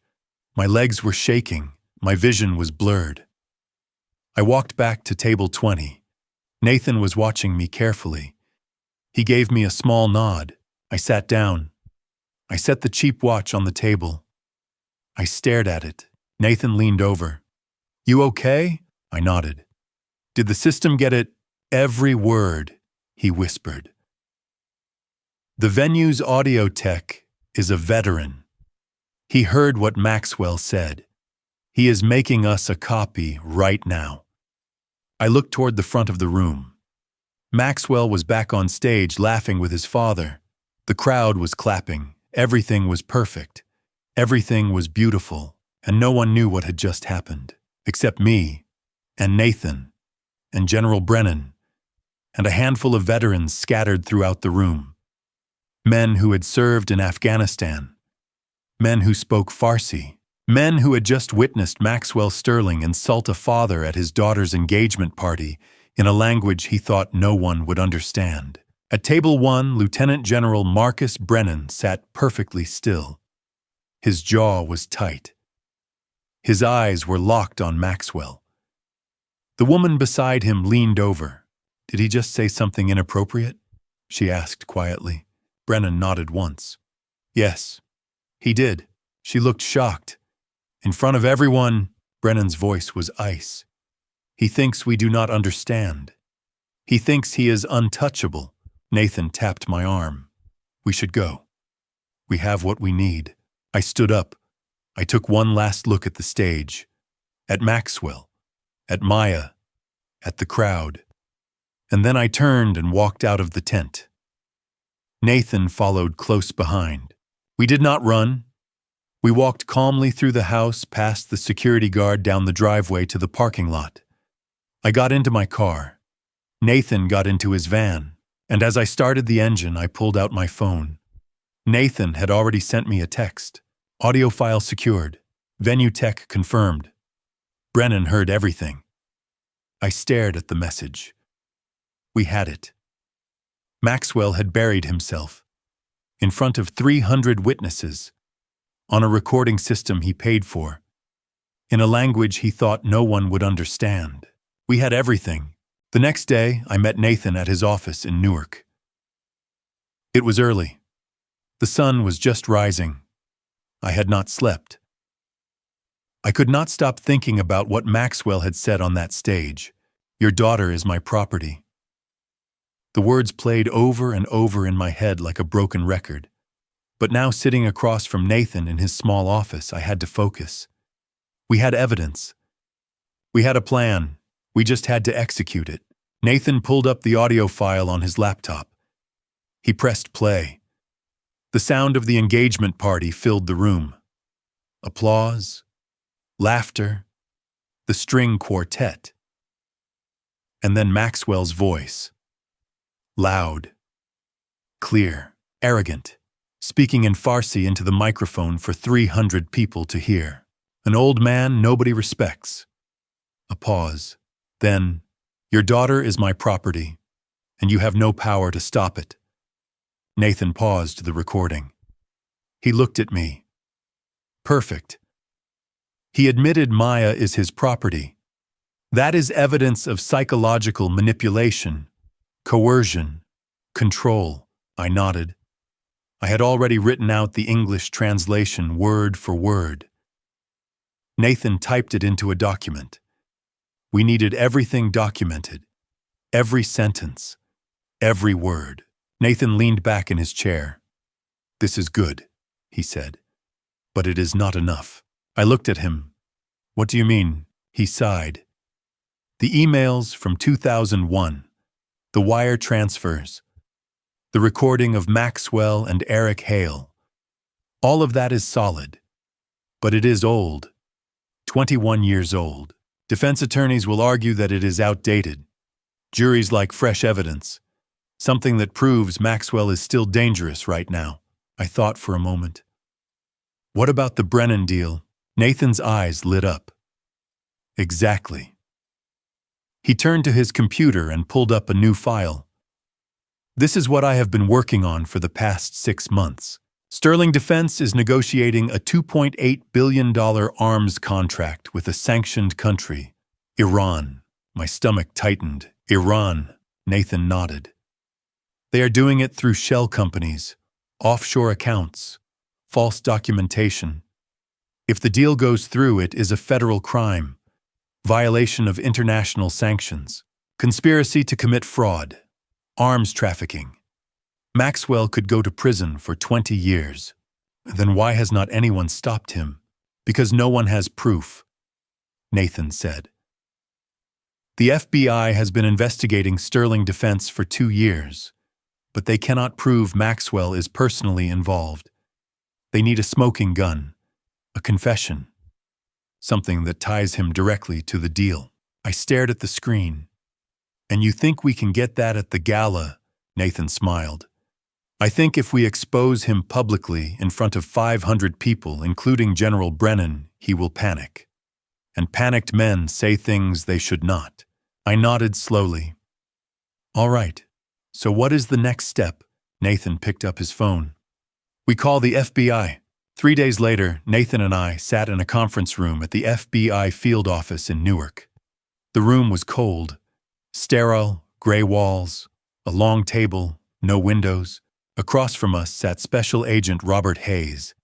He was 38 years old, short, dark hair, a sharp suit. He worked in the counterintelligence division. Nathan had contacted him 2 days earlier and sent him everything we had. Hayes had reviewed it all, and now he was here. Hayes leaned forward, his hands folded on the table. Mr. Fletcher, he said, looking at me. I want to start by saying I am sorry for what happened to you. What was done to you in 2001 was a disgrace. And if what Mr. Torres has shown me is accurate, then Maxwell Sterling and Eric Hale are responsible for the loss of 4 American soldiers. I nodded. I did not trust myself to speak. Hayes continued. We have been monitoring Sterling Defense for 2 years. We know they are dirty. We know they are working with sanctioned entities, but we have not been able to prove Maxwell Sterling's direct involvement. Until now. He tapped the folder in front of him. This email from 2001 changes everything. It ties Maxwell directly to the ambush, to the conspiracy. Combined with the financial records and the audio recording from the engagement party, we have enough to open a formal investigation. I leaned forward. Can you arrest him? Hayes shook his head. Not yet. We need him to commit a crime in front of witnesses. Something current. Something undeniable. Can you make that happen? Nathan and I looked at each other. Then Nathan said, yes, at the gala next week. Hayes nodded. Tell me the plan. Nathan pulled out a folder. Sterling Defense is hosting a gala for veterans next Saturday. 500 guests, politicians, generals, defense contractors, and General Marcus Brennan. If we expose Maxwell at the gala in front of everyone, he will panic. And when he does, he will say something incriminating. Something you can use. Hayes nodded slowly. All right. Here is what we will do. I will have undercover agents at the gala, posing as guests. You expose Maxwell. You present the evidence. If he panics and says anything incriminating, we move in immediately. I looked at Hayes. And what about Maya, my daughter? She is engaged to him. If this goes wrong, he could hurt her. Hayes met my eyes. Mr. Fletcher, I promise you we will not let that happen. We will have agents watching her. If Maxwell tries anything, we will intervene immediately. I took a deep breath. All right, let us do it. Hayes stood up. He extended his hand. I shook it. Then Nathan shook it. We are going to bring him down, Hayes said. All of them. And we are going to clear your name. I nodded. Thank you. Nathan and I walked out of the FBI office. The sun was setting. The sky was orange and pink. I stood there for a moment, looking up at it. 6 days. In 6 days, everything would change. Nathan put a hand on my shoulder. We are going to win, sir. I looked at him. I hope so. That night I went home alone. I had 6 days until the gala. 6 days to prepare for the most important battle of my life. My apartment was quiet. It always was. 1 bedroom, a small kitchen, a table with 2 chairs. The same place I had lived in for the past 15 years. The walls were bare, except for one thing, a photograph. 4 men in uniform standing in the desert sun. Cooper, Hayes, Garcia, Johnson, and me. Taken 3 weeks before the ambush. 3 weeks before everything fell apart. I sat down at the kitchen table. I pulled out a notepad and a pen. And I began to practice Farsi, the language Maxwell thought no one in his world would understand. The language he had used to humiliate me in front of 300 people. The language I was going to use to destroy him. I wrote out the words slowly, carefully. I had not spoken Farsi regularly in over 15 years, but it came back to me like muscle memory. The sounds, the rhythm, the intonation. I had spent 5 years as a military intelligence officer, specializing in Middle Eastern languages. I had interrogated prisoners. I had translated intercepted communications. I had lived and breathed this language in a war zone. And now I was going to use it one more time. I practiced the pronunciation. I spoke the words out loud over and over until they felt natural again, until I could say them without hesitation, without stumbling. I would not reveal what I was going to say. Not yet. That was for the gala. That was for Maxwell. But I needed to be ready. I needed to be perfect, because I would only get one chance. I set the notepad down. I looked up at the photograph on the wall. 4 faces stared back at me. 4 men who had trusted me. 4 men who had followed me into hell. 4 men who never came home. Sergeant Daniel Cooper, 28 years old. He had a wife and a 3-year-old daughter. I remembered the photo he carried in his pocket. A little girl with pigtails smiling at the camera.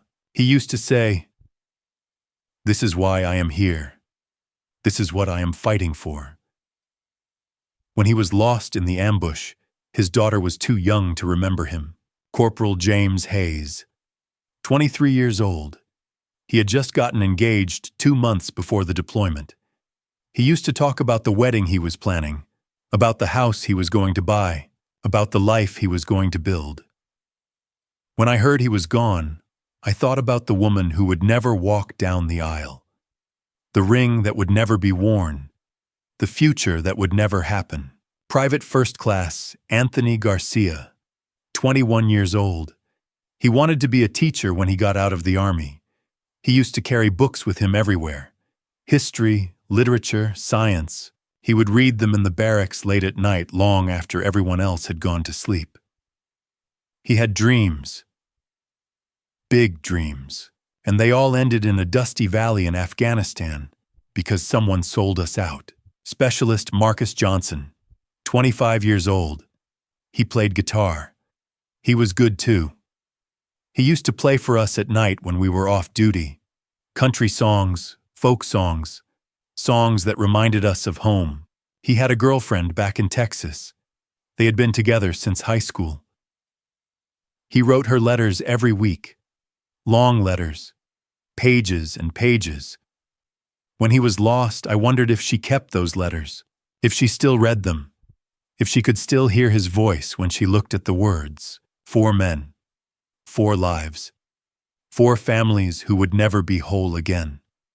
And for 21 years, I had carried the weight of their names. I had believed it was my fault. I had believed I was the one who failed them. But I did not fail them. Maxwell Sterling did. And in 6 days, I was going to make sure everyone knew it. I stood up. I walked over to my desk and pulled out a piece of paper. I sat down and began to write. See, Maya, if you are reading this, it means I did not make it through. I want you to know that everything I did was to protect you. I am sorry I could not protect you from my past, but I hope I protected you from your future. Maxwell Sterling is not the man you think he is. He used you.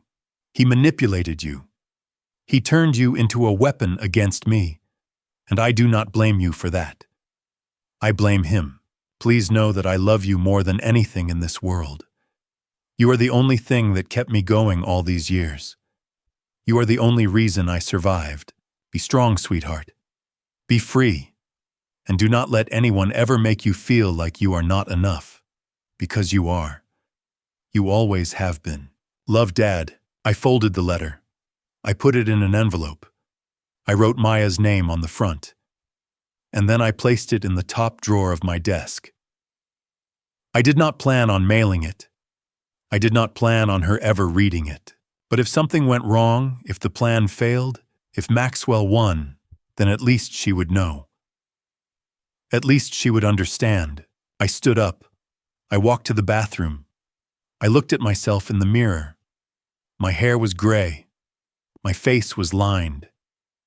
I looked older than 60. I looked tired, worn down, beaten.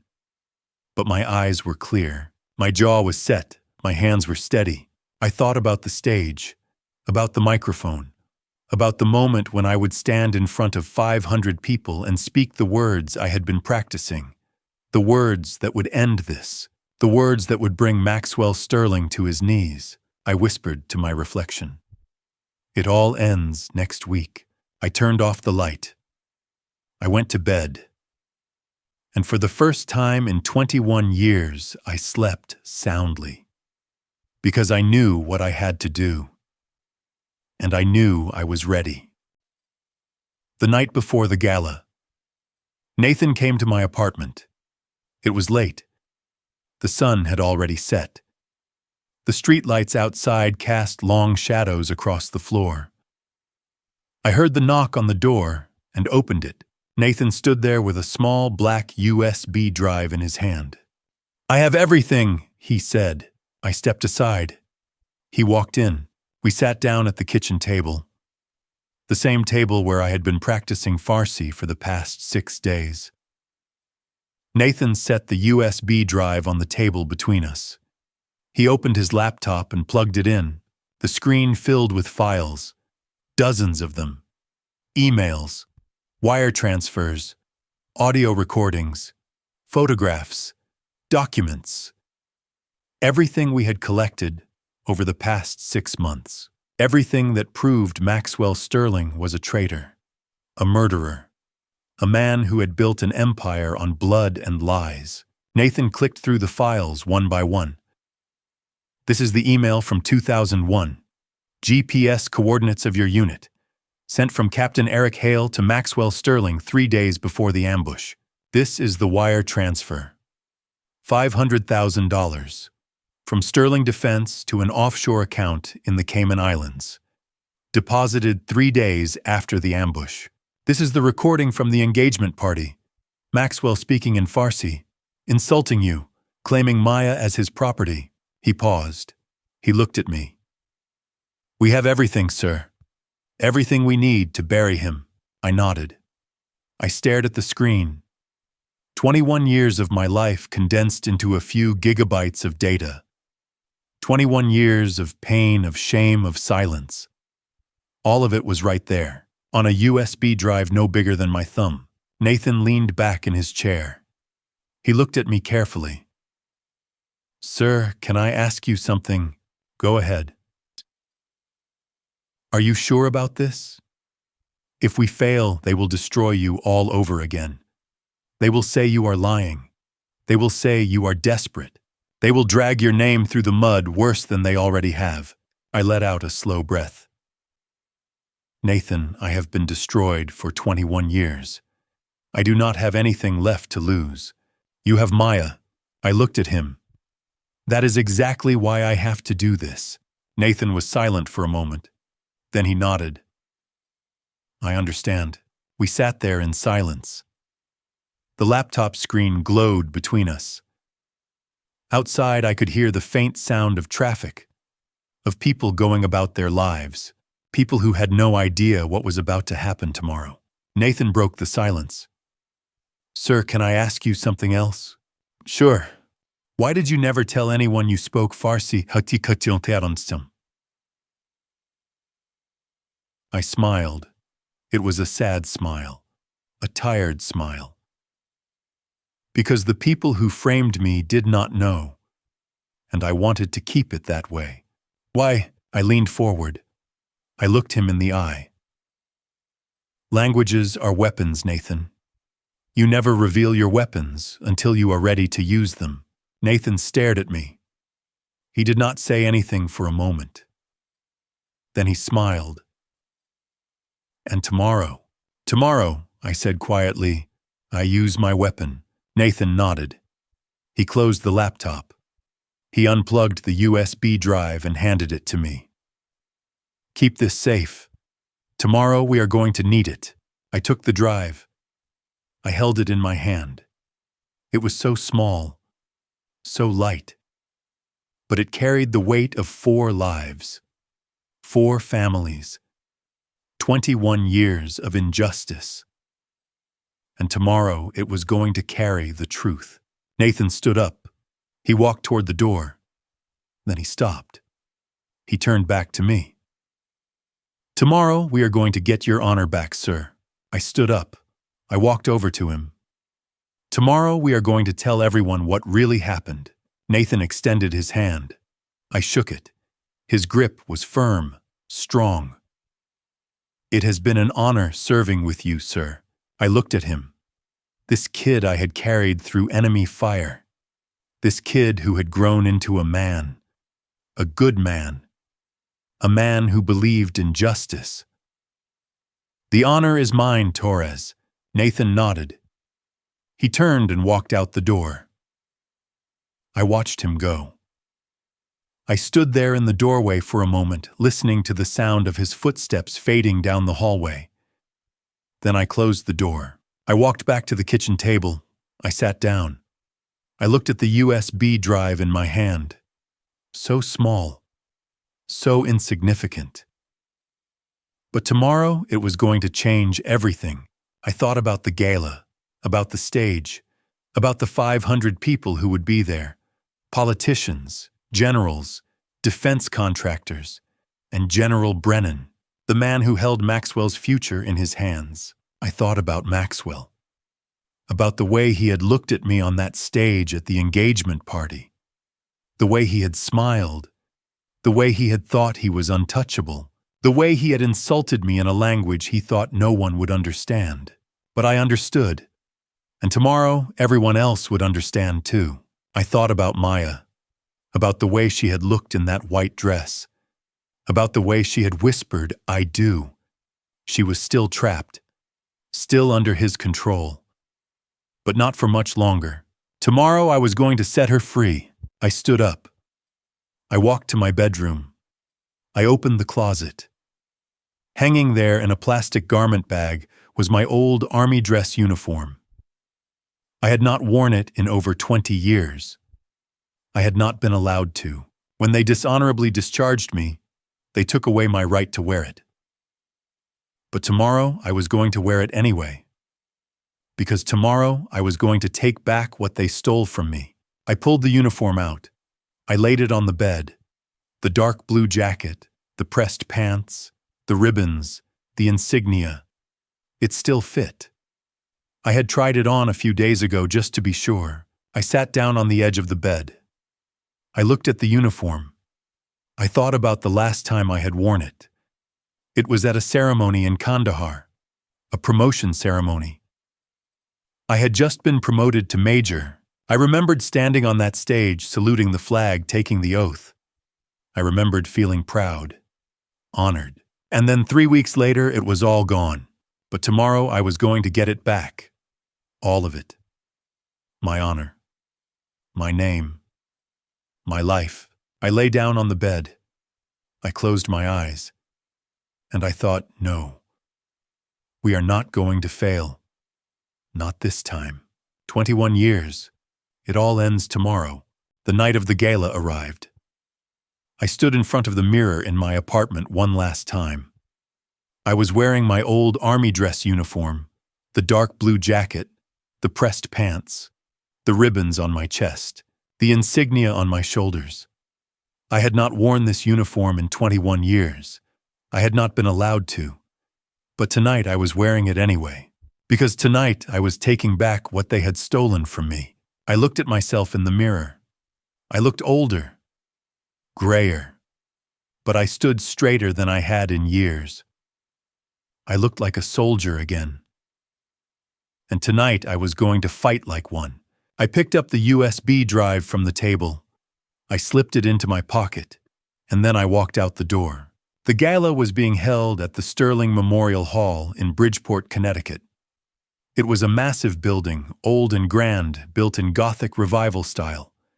Stone arches, stained glass windows, towers that reached up toward the sky. Inside the main hall was breathtaking.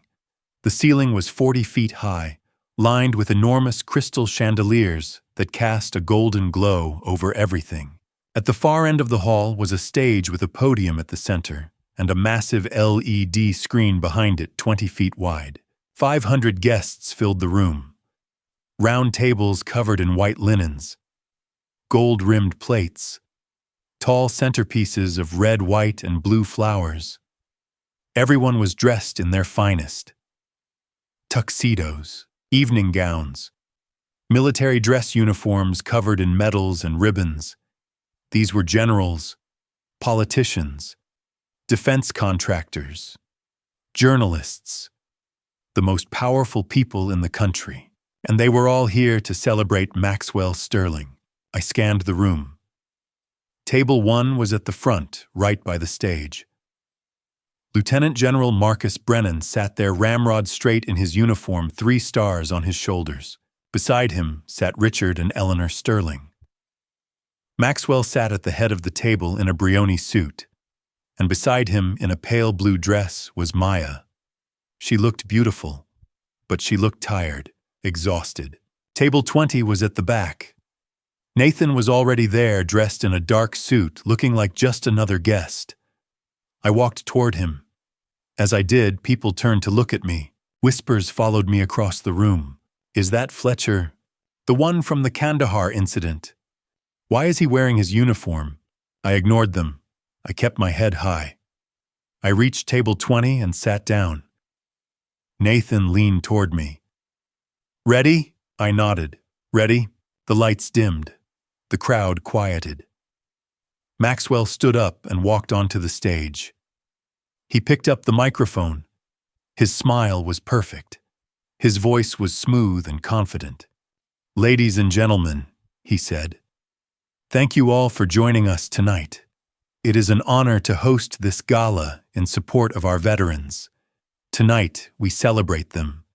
We honor them, and we commit ourselves to ensuring their service is never forgotten." The crowd applauded. I clenched my fists under the table. "Hypocrite," Maxwell continued. "Sterling Defense has always been committed to supporting our military, and tonight I am proud to announce a major step forward in that mission." He gestured toward the table one. "General Marcus Brennan, a true American hero. Tonight, General Brennan and I are finalizing a partnership, a $480 million investment from the Global Defense Investment Fund into Sterling Defense. Together, we will build the future of American defense." The crowd erupted in applause. Brennan stood and nodded. He did not smile, but he looked proud, confident. I looked at Nathan. "That is the money we need to stop." Nathan nodded. "If Brennan pulls that investment, Sterling Defense collapses." Maxwell stepped aside. The lights shifted. General Brennan walked onto the stage. He was 70 years old, but he moved like a man half his age. His uniform was immaculate. Ribbons covered his chest. 3 silver stars gleamed on his shoulders. He picked up the microphone. Good evening," he said. His voice was deep, commanding. "I have served this country for 35 years. I have seen heroes, and I have seen cowards. I have seen men who would give everything for their brothers. And I have seen men who would sell them out for profit." The room was silent. Everyone was listening. Brennan continued. "Tonight I am proud to partner with Sterling Defense, a company that has supported our military for over 2 decades. Together we will ensure that our soldiers have the tools they need to protect this nation." He paused. He looked out over the crowd. "And let me be clear, I do not give my trust lightly. I have vetted this company. I have vetted its leadership. And I believe in what they are doing." The crowd applauded again. Brennan handed the microphone back and returned to his seat. Maxwell stood up and walked back onto the stage. He picked up the microphone again. "Thank you, General Brennan," he said. "And now, before we continue, I want to take a moment to honor someone very special, a veteran who is here with us tonight." The crowd quieted. Maxwell looked out over the room. His eyes scanned the tables, and then they landed on me. "Mr. Howard Fletcher." The room went silent. Heads turned. People whispered. I felt every eye in the room on me. Nathan leaned over. "Here we go." I stood up. My legs were steady. My hands were steady. I looked at Maxwell. He was smiling, that same perfect smile. He thought he was about to humiliate me again. He thought I was going to stand there and take it. But he was wrong. I walked toward the stage. 500 people watched me. The room was so quiet I could hear my own footsteps. I climbed the steps. I stood beside Maxwell. The lights were blinding. I looked out at the crowd, at the generals, at the politicians, at the journalists, at General Brennan sitting at table 1 watching me with those sharp, evaluating eyes.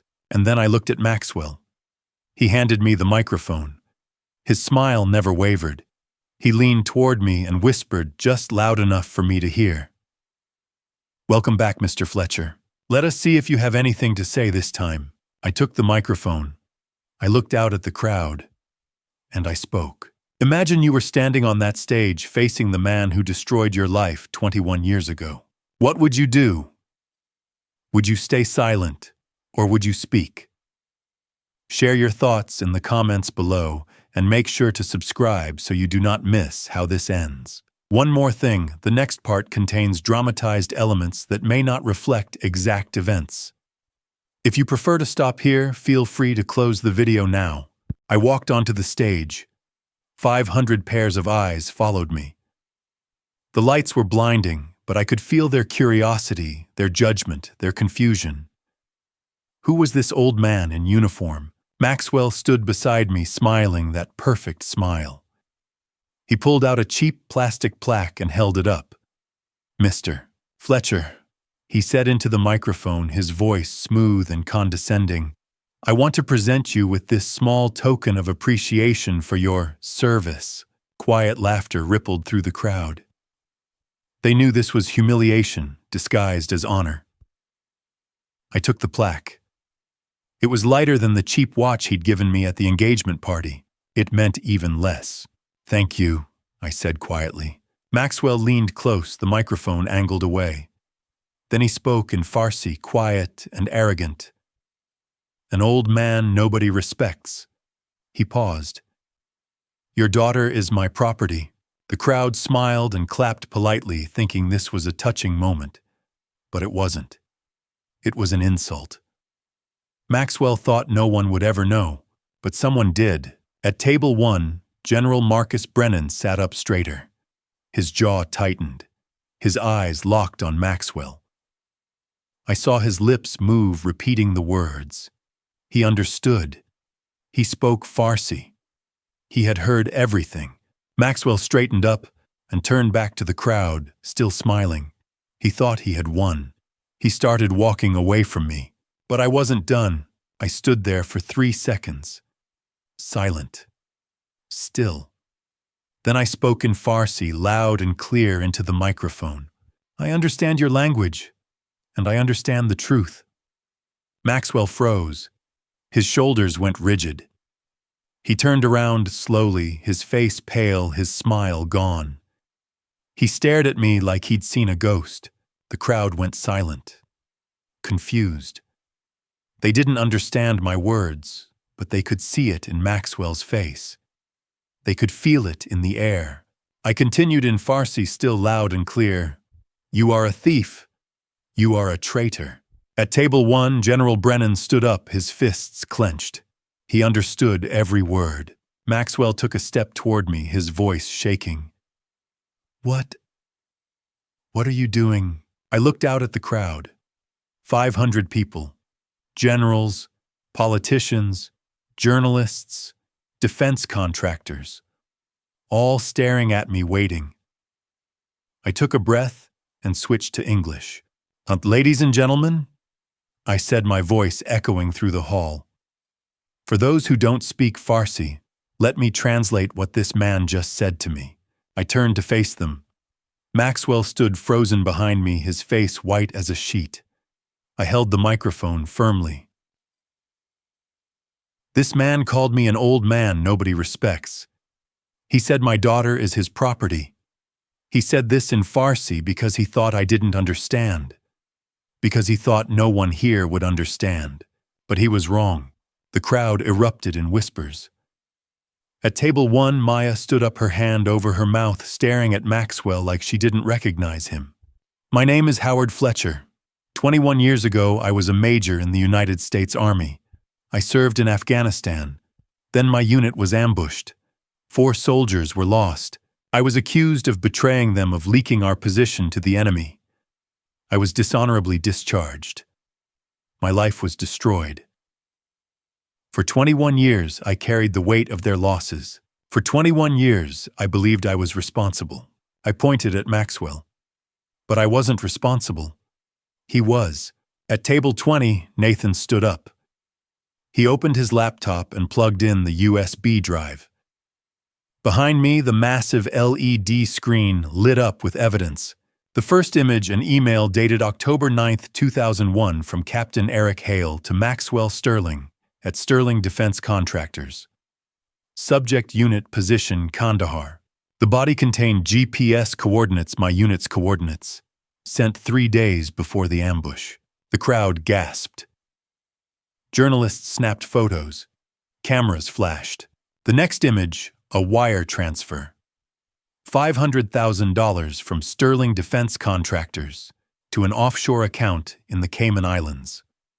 Account holder Eric Hale. Date October 15, 2001. 3 days after the ambush, then audio played. Scratchy, old, but clear. Two voices.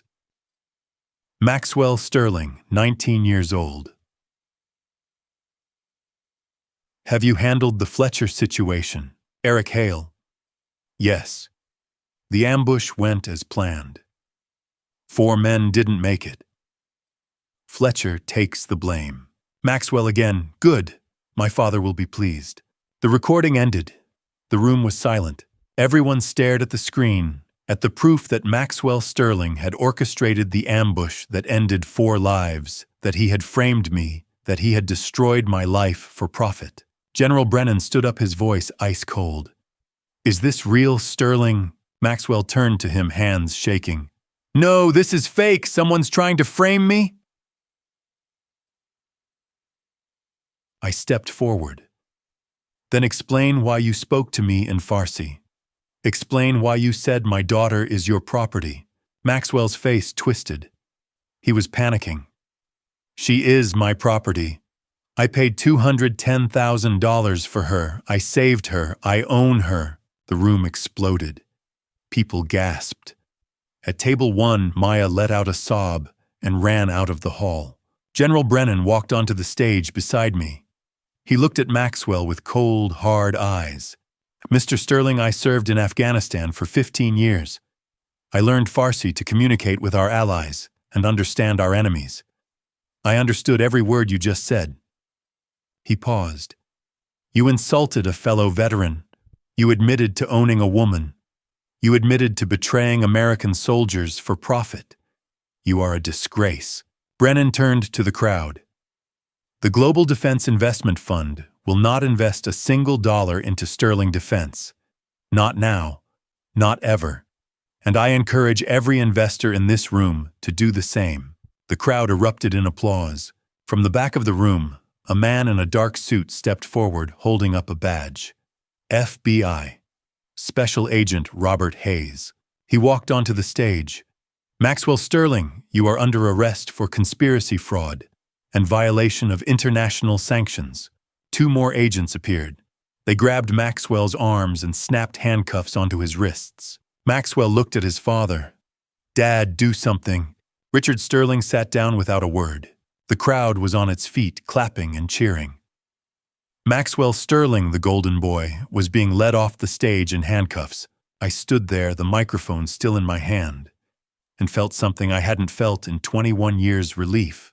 I looked out at the crowd and spoke one last time, tears streaming down my face. I have waited for this moment for 21 years. 4 soldiers lost their lives because of that man's greed. They didn't deserve what happened to them. My daughter almost lost her freedom because he thought he could buy her. But tonight we have shown everyone what really happened. I turned to General Brennan. Thank you, General. Brennan saluted me. It was an honor, Major Fletcher. I looked at the crowd one more time. Language is not just communication. It is power. It is the way we reveal who we truly are. Tonight, Maxwell Sterling revealed exactly who he is. A traitor, a manipulator, a man who thought he could hide behind words no one would understand. But we understood, and now everyone knows. All 500 people stood and cheered. For the first time in 21 years, I felt like a soldier again. 5 days after the gala, I received a phone call. It was early morning. I was sitting in my apartment drinking coffee, staring at the wall I'd stared at for 21 years. But everything was different now. Maxwell was in jail. The FBI had arrested him and Eric Hale. The news had covered the story for 3 days straight. For the first time in 21 years, people were saying I had been telling the truth all along. The phone rang. I picked it up. To Major Fletcher. This is General Martinez, Director of the United States Army Criminal Investigation Division. We need you to come to the Pentagon. I sat up straighter. Yes, sir. Tomorrow, 1000 hours. I will send a car. The next day, a black sedan picked me up. The driver drove me through Newark onto the highway, down through Maryland, and into Washington, D.C. I hadn't been to the Pentagon in over 2 decades. When they dishonorably discharged me, they took away my clearance, my access, everything. But now I was going back. I walked through security down the long corridors I had once walked as a young officer. I reached the office. Inside, General Martinez stood up, 4 stars on his shoulders. He saluted me. I froze. I hadn't been saluted in 21 years. Instinct took over.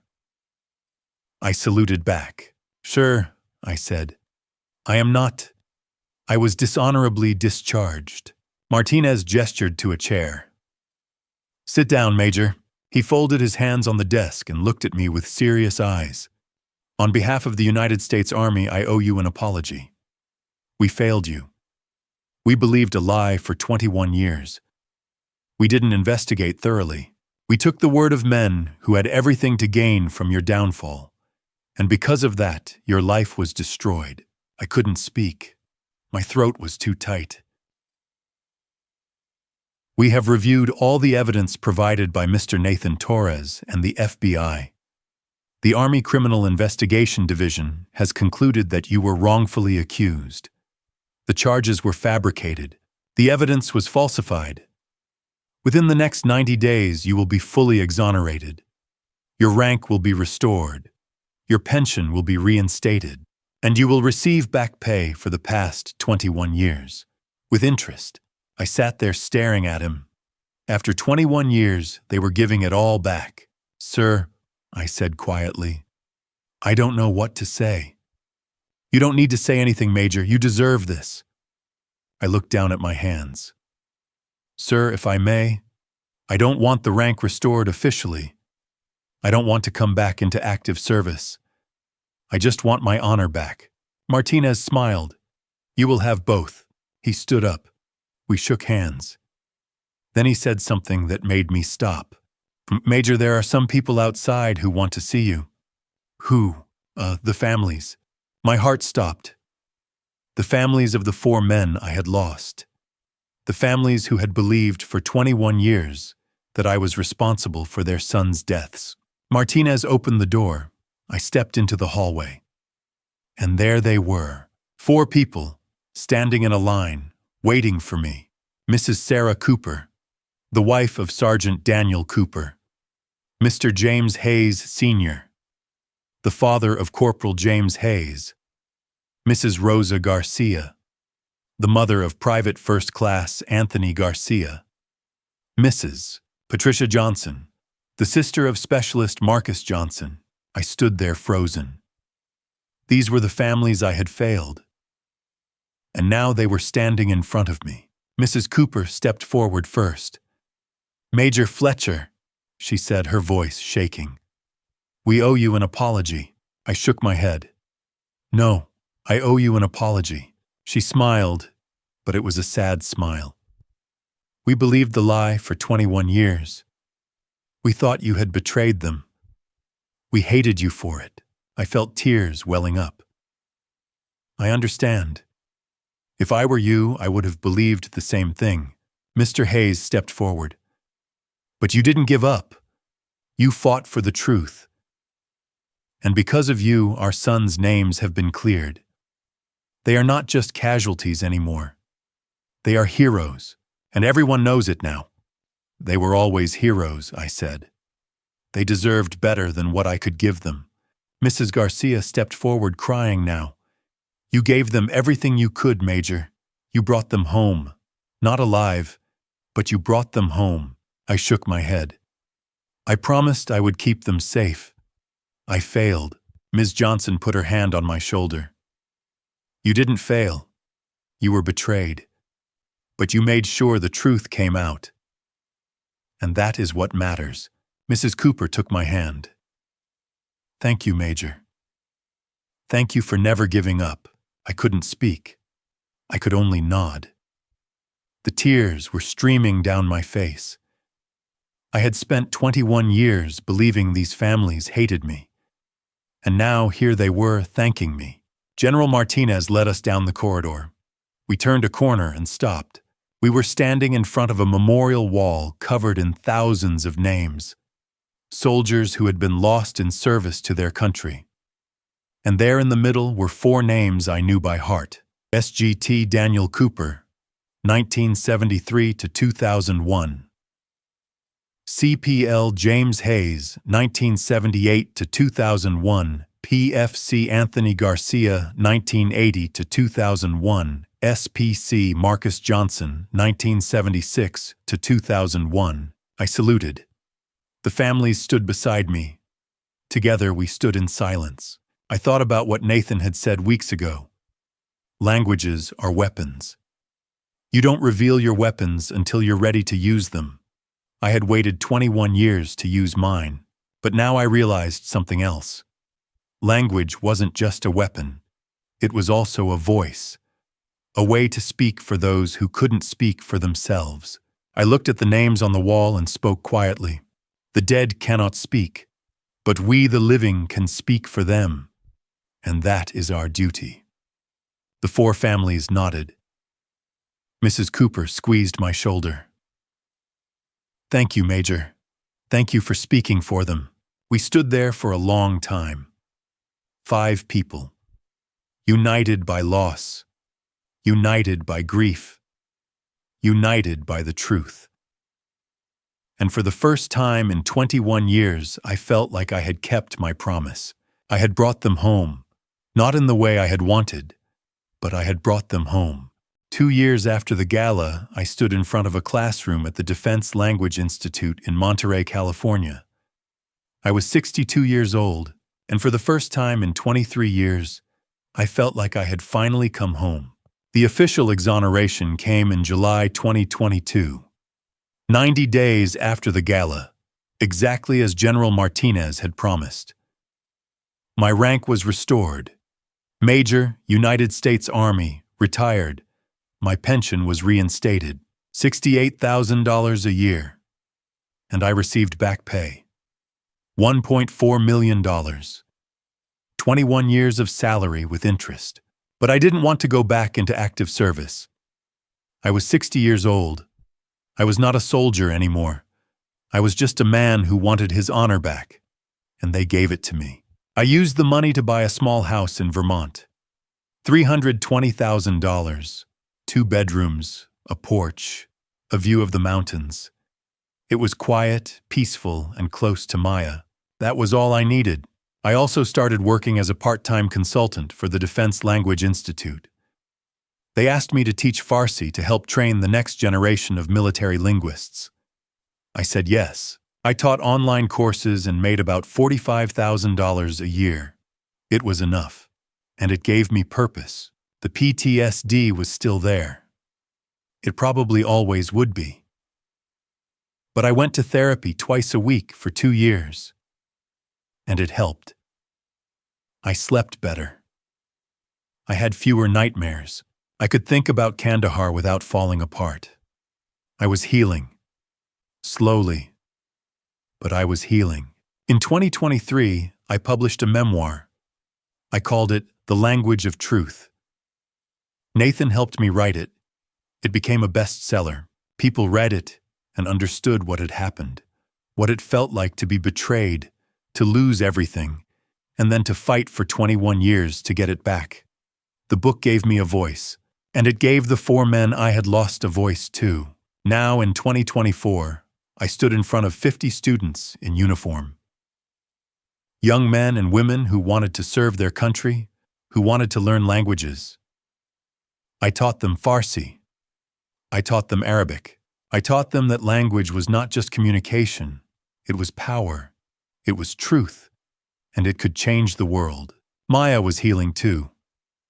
After the gala, she broke off the engagement immediately. She never spoke to Maxwell again. She went to therapy for 18 months. She worked through the trauma, the manipulation, the control. And slowly she became herself again. The debt was gone. The FBI had seized Maxwell's assets and returned the $210,000 he had used to trap her. She was free, truly free. She went back to work at the VA hospital in Hartford. In 2023, she met someone. His name was Diego Martinez. He was a former Army medic, 32 years old, kind, gentle, nothing like Maxwell. They got married in June 2024, a small ceremony, just family and close friends. I walked her down the aisle. It was the happiest day of my life. They lived in Vermont now, just 10 minutes from my house. I saw them every week. We had dinner together, we talked, we laughed, and for the first time in 23 years, I felt like I had a family again. Nathan was thriving. The FBI gave him a reward of $100,000 for his work on the case. He used it to open his own private investigation firm, Torres Investigations. He specialized in helping veterans who had been wrongfully accused. By 2024, he had helped 47 people clear their names. He was a hero, and he was still my best friend. We wrote the book together. He was listed as co-author, and every month we donated half the royalties to the Veterans Truth Fund that General Brennan had created. Maxwell Sterling was sentenced to 35 years in federal prison. He was fined $500 million. Everything he owned was seized. He was sent to Hazleton, USP, a high-security federal prison in West Virginia. No one visited him. He died in prison in 2032 from a heart attack. He was 47 years old. I didn't go to the funeral. Neither did anyone else. Eric Hale cooperated with the FBI and testified against Maxwell. His sentence was reduced from 30 years to 18. He was released in 2032 and lived under a different name. He died 2 years later, alone. No one knew. No one cared. Richard and Eleanor Sterling lost everything. Richard died of a stroke in 2023. Eleanor lived alone in the old estate. No one visited her either. General Brennan pulled the $480 million investment the night of the gala. He used $50 million to create the Veterans Truth Fund. He asked me to be an honorary advisor. I said yes. By 2024, the fund had helped 23 veterans clear their names. In May 2024, I stood on stage at the Defense Language Institute graduation ceremony. 50 students sat in the audience. Maya and Diego sat in the front row. Nathan was there. General Brennan was there. And I was about to give a speech. I looked out at the crowd. I took a breath. And I spoke. Graduates, I said. Today you are not just linguists. You are protectors of truth. Language is a bridge between cultures. It is a tool for peace. But it is also a weapon against lies. I paused. 23 years ago, I was accused of betraying my country. I lost everything, but I never lost the truth. And today I stand here because the truth found its way. I looked at Maya, at Nathan, at General Brennan. Justice may be delayed, but truth is never silenced. And that, graduates, is the most powerful language of all. The crowd stood and applauded. Maya was crying. Nathan was smiling. And I felt something I hadn't felt in 23 years, peace. I thought about Cooper, about Hayes, about Garcia, about Johnson. 4 men who never got to see this. But their names were cleared now. Their honor was restored. In 2022, they were posthumously awarded the Bronze Star for valor. Their families received the medals, and their names were carved into the memorial wall at the Pentagon. Forever, I smiled. I turned back to the graduates, and I walked off the stage into the rest of my life. If you have listened to my story until now, you know that family betrayal is not always obvious. Sometimes it wears a charming smile. Sometimes it pays your debts and calls itself love. That is what Maxwell Sterling did to my daughter. He trapped her with money. He made her believe she had no choice. That is family betrayal in its quietest, cruelest form. I know many grandpa stories talk about heroes who win fast, but I waited 21 years.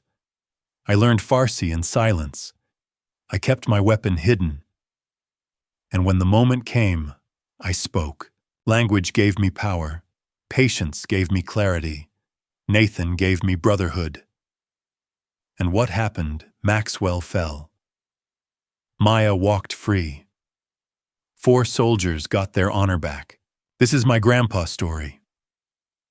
It is not like one of those grandpa stories where everything is simple. Some parts are fictional, some are built to teach. If you do not want to hear hard lessons, you can leave now and find something easier. But if you stay, remember this: when you see family betrayal, when you see someone controlling another person through debt or fear or shame, do not stay silent. Do not wait 21 years like I did. Speak up. Fight back. Use whatever power you have. If this story meant something to you, leave a comment below. Share it with someone who needs to hear it. Subscribe so you do not miss the next one. Thank you for listening. And remember, what is right does not stay buried forever. God walks with those who seek what is right.